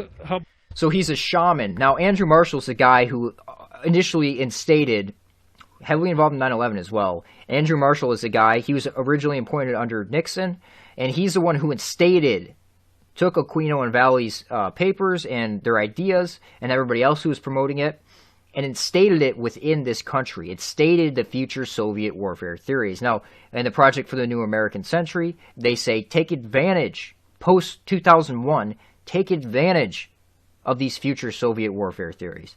And we've certainly seen that happen. So he calls himself a shaman, code word shamanism. So again, he says he's a shaman. He very quietly goes in between communities. So you could look at like Rogan's podcast. He's essentially a shaman on his podcast where he goes and snakes in between these communities. I do some kind of a practice. It's sort of a kind of global, multicultural, multi-ethnic, multi-technic shamanism. And I've been doing this for about 25 years. And what that is what I call put yourself on the shelf. Get the idea? Yourself is parked on the shelf, and then you dive into another world. And for me, this has been these delightful worlds of Pentagon think tanks, NASA mission design, etc. Okay? So that's Bruce Damer. And again, like I said, we'll get into him in a moment. Oh, here's from Joe Rogan's podcast. Gerlach? What is Gerlach? Gerlach. Oh, you haven't been out there, huh? No. I love hippies in small doses. Hippies to me are like pizza. I just can't eat pizza every day for like a month. I was with, but you can hang around Pentagon people. Yes, I could probably hang around your camp. But if I went out there with really dirty people. With Sherpas. Sherpas, they brought Sherpas? They're white people. White Sherpas. They're servers for the billionaires in their billionaire camps. Oh, that's too much. And they have walls of motorhomes around. I want to hang out with the hunt. So he's over there at Burning Man, which is another excellent type of deal. Major importance with Burning Man. And he has these white slaves that are serving the billionaires in their billionaire class, which is what he is, high-level DOD, etc. And he wants Joe Rogan to come out with him. Now, I also want you to look at that shirt, Mad Scientist. Now, I posted this interview in my community section on my YouTube channel. Check that out. And I put an emphasis on Mad Scientist. I said, Mad or Mao Scientist for a better tomorrow. And that was a couple weeks before the Joe Rogan podcast with Alex Jones. Let's listen to what Alex had to say. They're making their move right now. Who's they? The globalist technocracy, the mad scientists, the guys that want to learn the secrets of the universe, probably already have them. The mad scientists. Interesting statement there, Alex. The mad scientists. So, this is Bruce Damer with... I might as well just get all this out of the way right now. This is Bruce Damer talking to Joe about Dennis. There's only been 2 people ever that Dennis McKenna has recommended for this podcast. You and Josh Wickerham. So that puts you in very lofty company. Dennis McKenna recommended Bruce Damer on Joe Rogan's podcast. Interesting. Dennis McKenna, of course, heavily involved in maps and everything we've covered.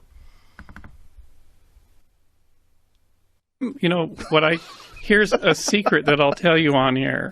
Oh, well, it won't be a secret. It won't be a secret. Might want to mime it. So Dennis hasn't been to Burning Man. Dennis McKenna. Good. Me and him, same page. So Two old guys who don't want to party with young kids. So I told him that to tell you that Dennis would only go to Burning Man if you went. Oh, did you do it the opposite way? I did the playing us opposite way. against each other? There you go. Yeah, that doesn't work with me, but thanks. That's sweet. So Gerlach is I would go anywhere with him, though. Honestly. You go anywhere with Dennis. Yeah, I really would go with him, just to talk to him for days. Yeah, he's amazing. The world's most amazing. Okay, and then also I wanted to point out there, that was total LA vibes by Rogan there. I mean, complete LA. Like, oh, thanks, that was sweet. Like, okay, Joe. Anyway, I want to wrap this up or move on to some of the Pentagon connections with Joe and his whole operation here quickly, because I was talking about Jones and Mind War and stuff like that. This is interesting. Doom, this is just an interesting connection. Doom was created by the military, initially funded by the U.S. Marine Corps, to train people how to kill other human beings. This is all admitted. You can read articles about it. And who was the major proponent of promoting Doom? Joe Rogan. They also made the video game Quake, which he still promotes. And Alex Jones promotes Doom as well. So Doom, this is actually one of the most iconic images from when I was younger.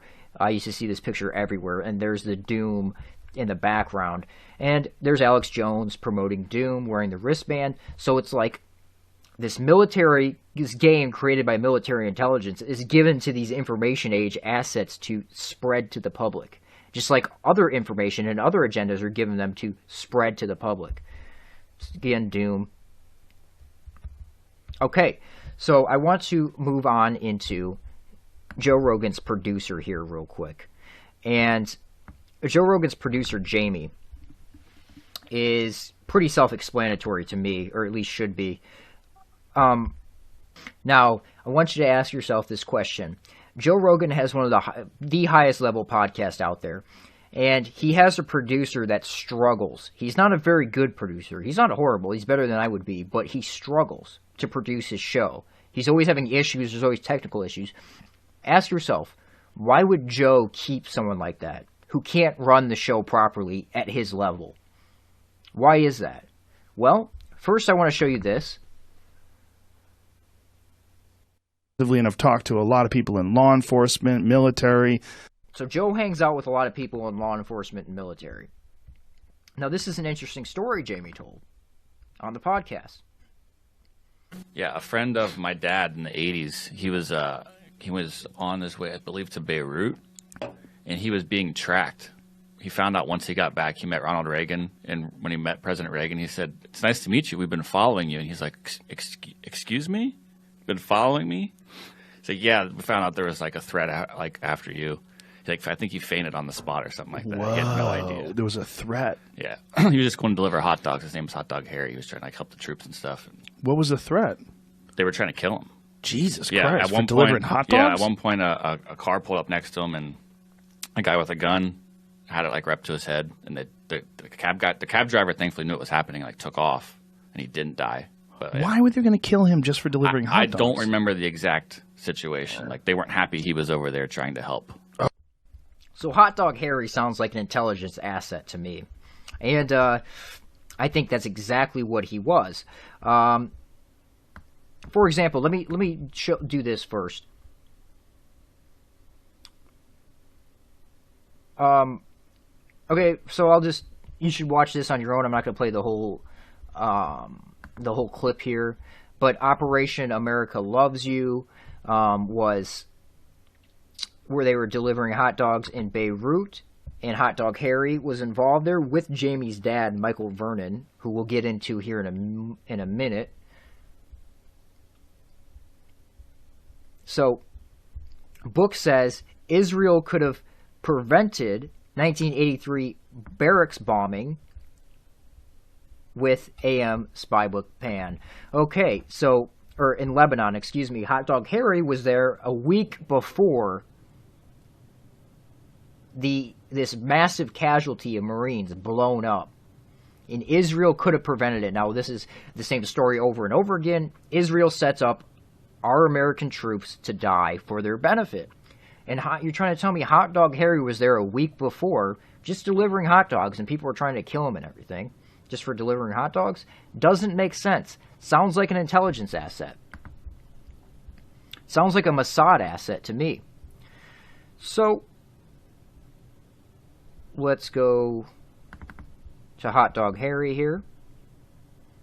Let me show you Hot Dog Harry first. So let me show you a picture here of Hot Dog Harry, Jamie's dad's friend, best friend. Here he is. And, of course, he's Jewish. And there he is rocking the CCCP, Soviet Union shirt. He also spent time in the Soviet Union as well. And you're trying to tell me he's not a Mossad asset? I mean, give me a break. So this is from Jamie's dad's book about Hot Dog Harry. So he was Barbara Streisand. This is before she was famous. He was he used to sell sewing machines, and he was going to repo her sewing machine, and she asked him if he's Jewish, and he said, of course, yes. Harry asked, Harry, work with me here. I won't let you down. And, of course, he worked with her. Today we know her as Miss James Brolin. That's right, the movie star, the legendary singer and producer, Miss Barbara Streisand. So, of course, he's Jewish, and he's working with other Jews. That just shows you how they operate. He met famous people like Trumpman Capote and Tennessee Williams when he was younger. A Jewish lawyer could help. Being a good Jew, that's what you do. He helped a Jewish lawyer get out of Havana, who helped him. And this was an interesting quote. Harry's life is blessed to have the right people come into it at just the right times. Now that is because he's Jewish, and that's how it works for Jews. They help each other out. It's that simple. And one more quote from Michael Vernon's book, Jamie's Dad, about Hot Dog Harry. Harry explained when he was delivering a sewing machine to the Rothschilds that his parents used to know them in the old country. So Hot Dog Harry used to deliver things to the Rothschilds' house, and he said his parents used to know the Rothschilds in the old country. Interesting connection, Hot Dog Harry. Interesting connection. So let's just go through some of these pictures. This is from Jamie's dad's Facebook. So just to prove that it's his dad. Military family. Military family. Salute to my class, 1576, Battalion 2, Naz, Pensacola.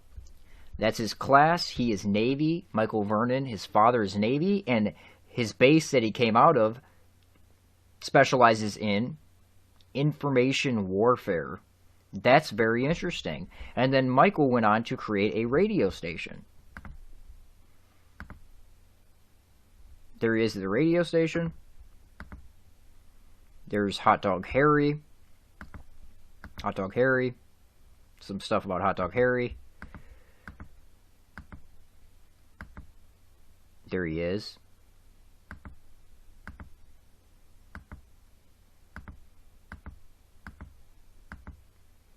There he is again. Military family. Jamie. Tagged him in it.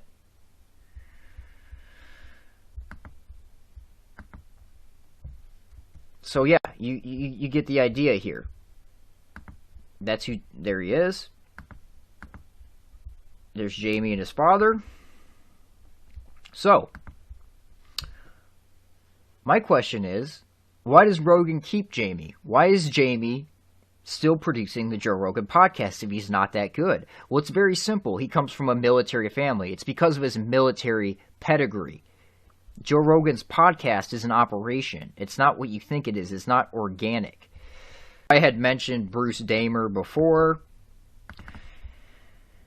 And this is a very important, interesting connection. Now, this is a book from Howard Bloom, who is one of those intellectual dark web types. He hangs out with the same circles, and he's also involved in the counterculture. He claims that he is the one who actually started it. So let me play this clip real quick in reference to Howard Bloom. This is very important. This is a very important deception that these people are involved in.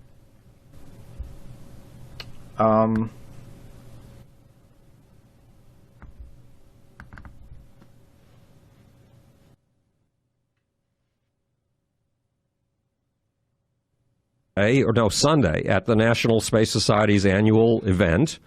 I'm talking about China's new Silk Road versus America's highway in the sky.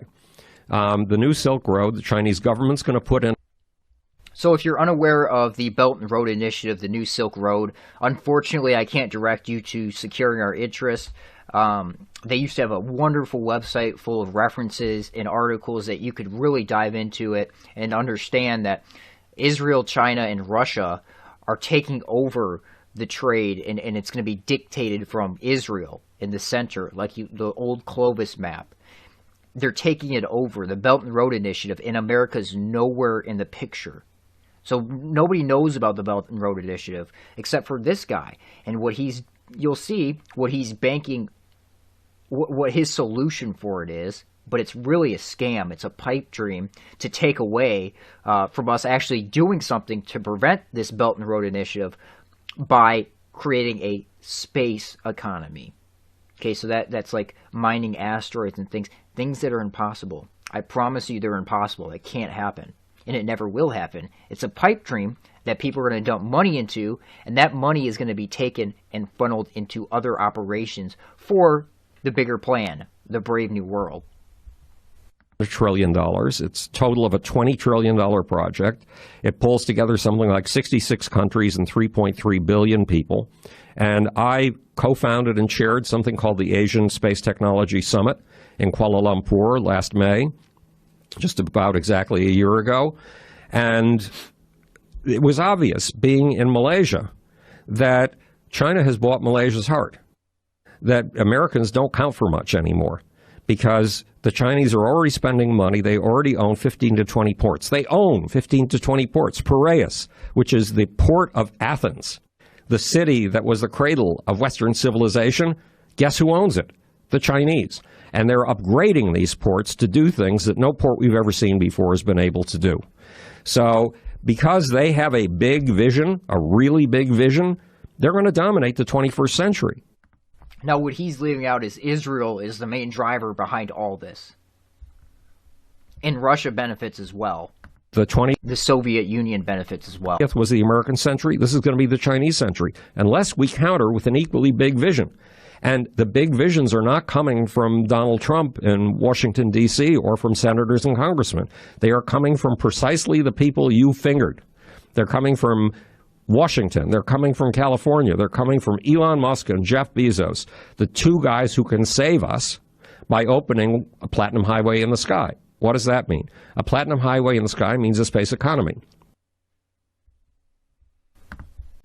Okay? To all those who have stimulated and sustained me. And then he includes Bruce Damer. And then, Timothy Leary is in here somewhere. A lot of the... Okay, so Howard Bloom talking on a message board with Bruce Damer. Now, Bruce Damer is the one who introduced Terrence McKenna to virtual reality. He's the one who set up the satellite on Terrence's house in Hawaii, etc. We've been talking about Bruce Damer, the shaman. Okay, so Howard Bloom talking to Bruce Damer about, no, this is Channel 4. Richard Metzger from disinfo.com. Disinfo.com. Channel 4, disinfo.com. These are big connections here.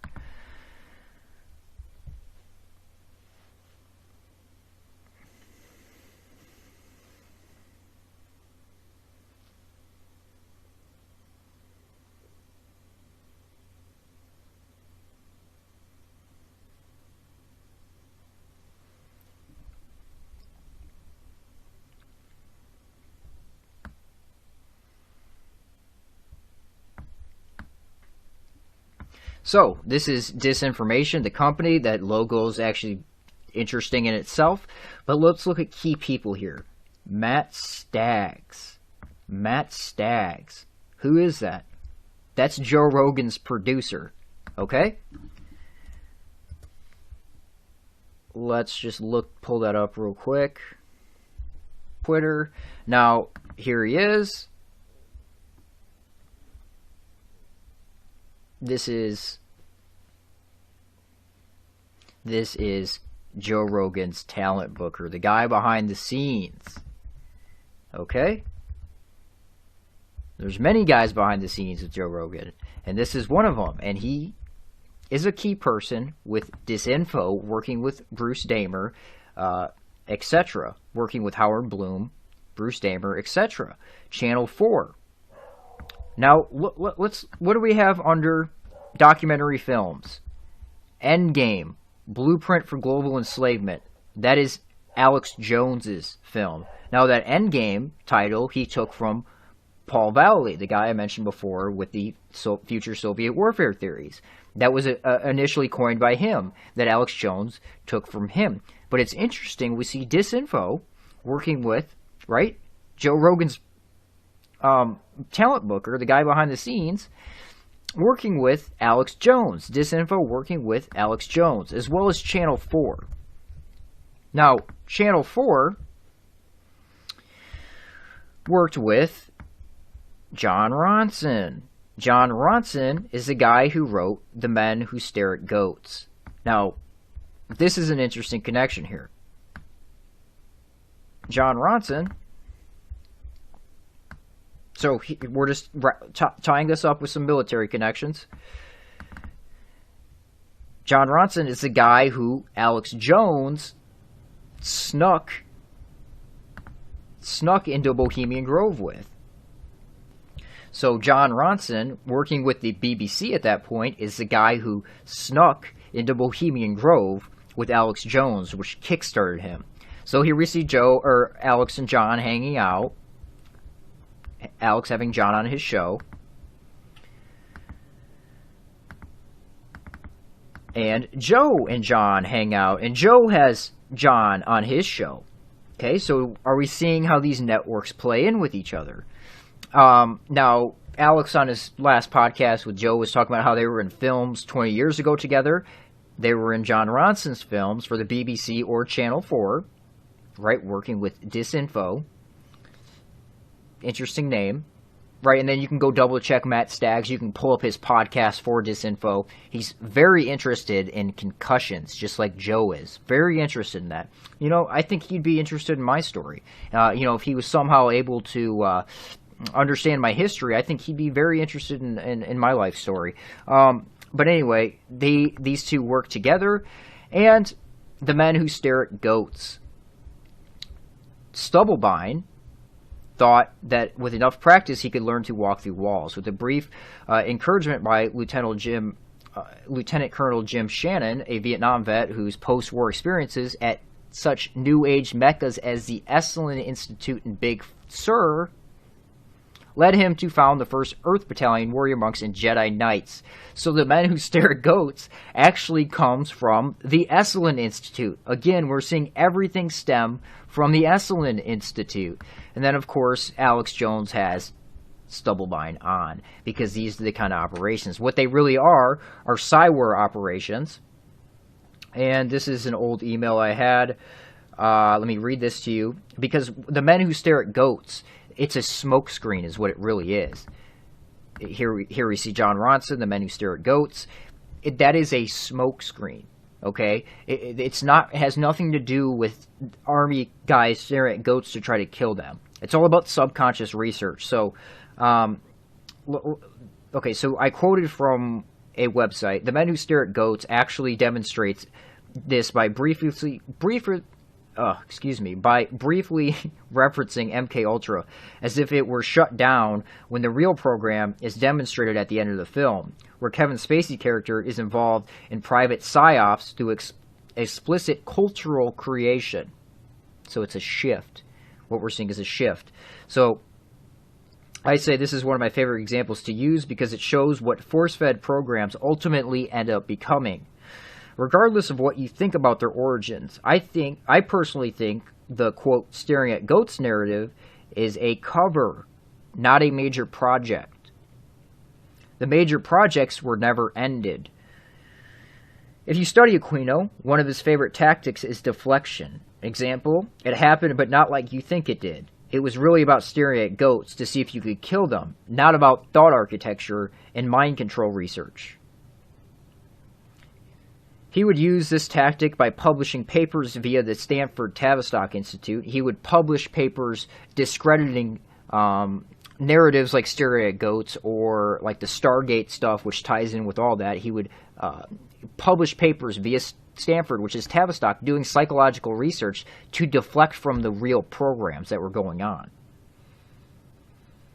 Say they're studying trickery, illusions, and ultimately how to deceive the human subconscious, mind/subconscious. Aquino says they're studying stage magic and spoon bending, which are often real, poorly funded programs, but they're only in place for cover, for a smokescreen. You really think the U.S. Army is going to dump funding into spoon bending, to a spoon bending program for practical use? Of course not. They're cover stories. So there's a lot more information about these networks. I could continue to go on and on and on for hours, and I will in future videos, but I just wanted to get some of this information out there. In future videos, I'm going to be talking about the intellectual dark web, which ties into all this, the culture they're pushing, like I said, the rising centrist movement, the brave new world, that I'm going to continue to focus on, continue to put this out there because it's such a deception that needs to be highlighted. Not many people are aware of it. Not many people are in full understanding of it. So with that, I'll say goodbye and good luck.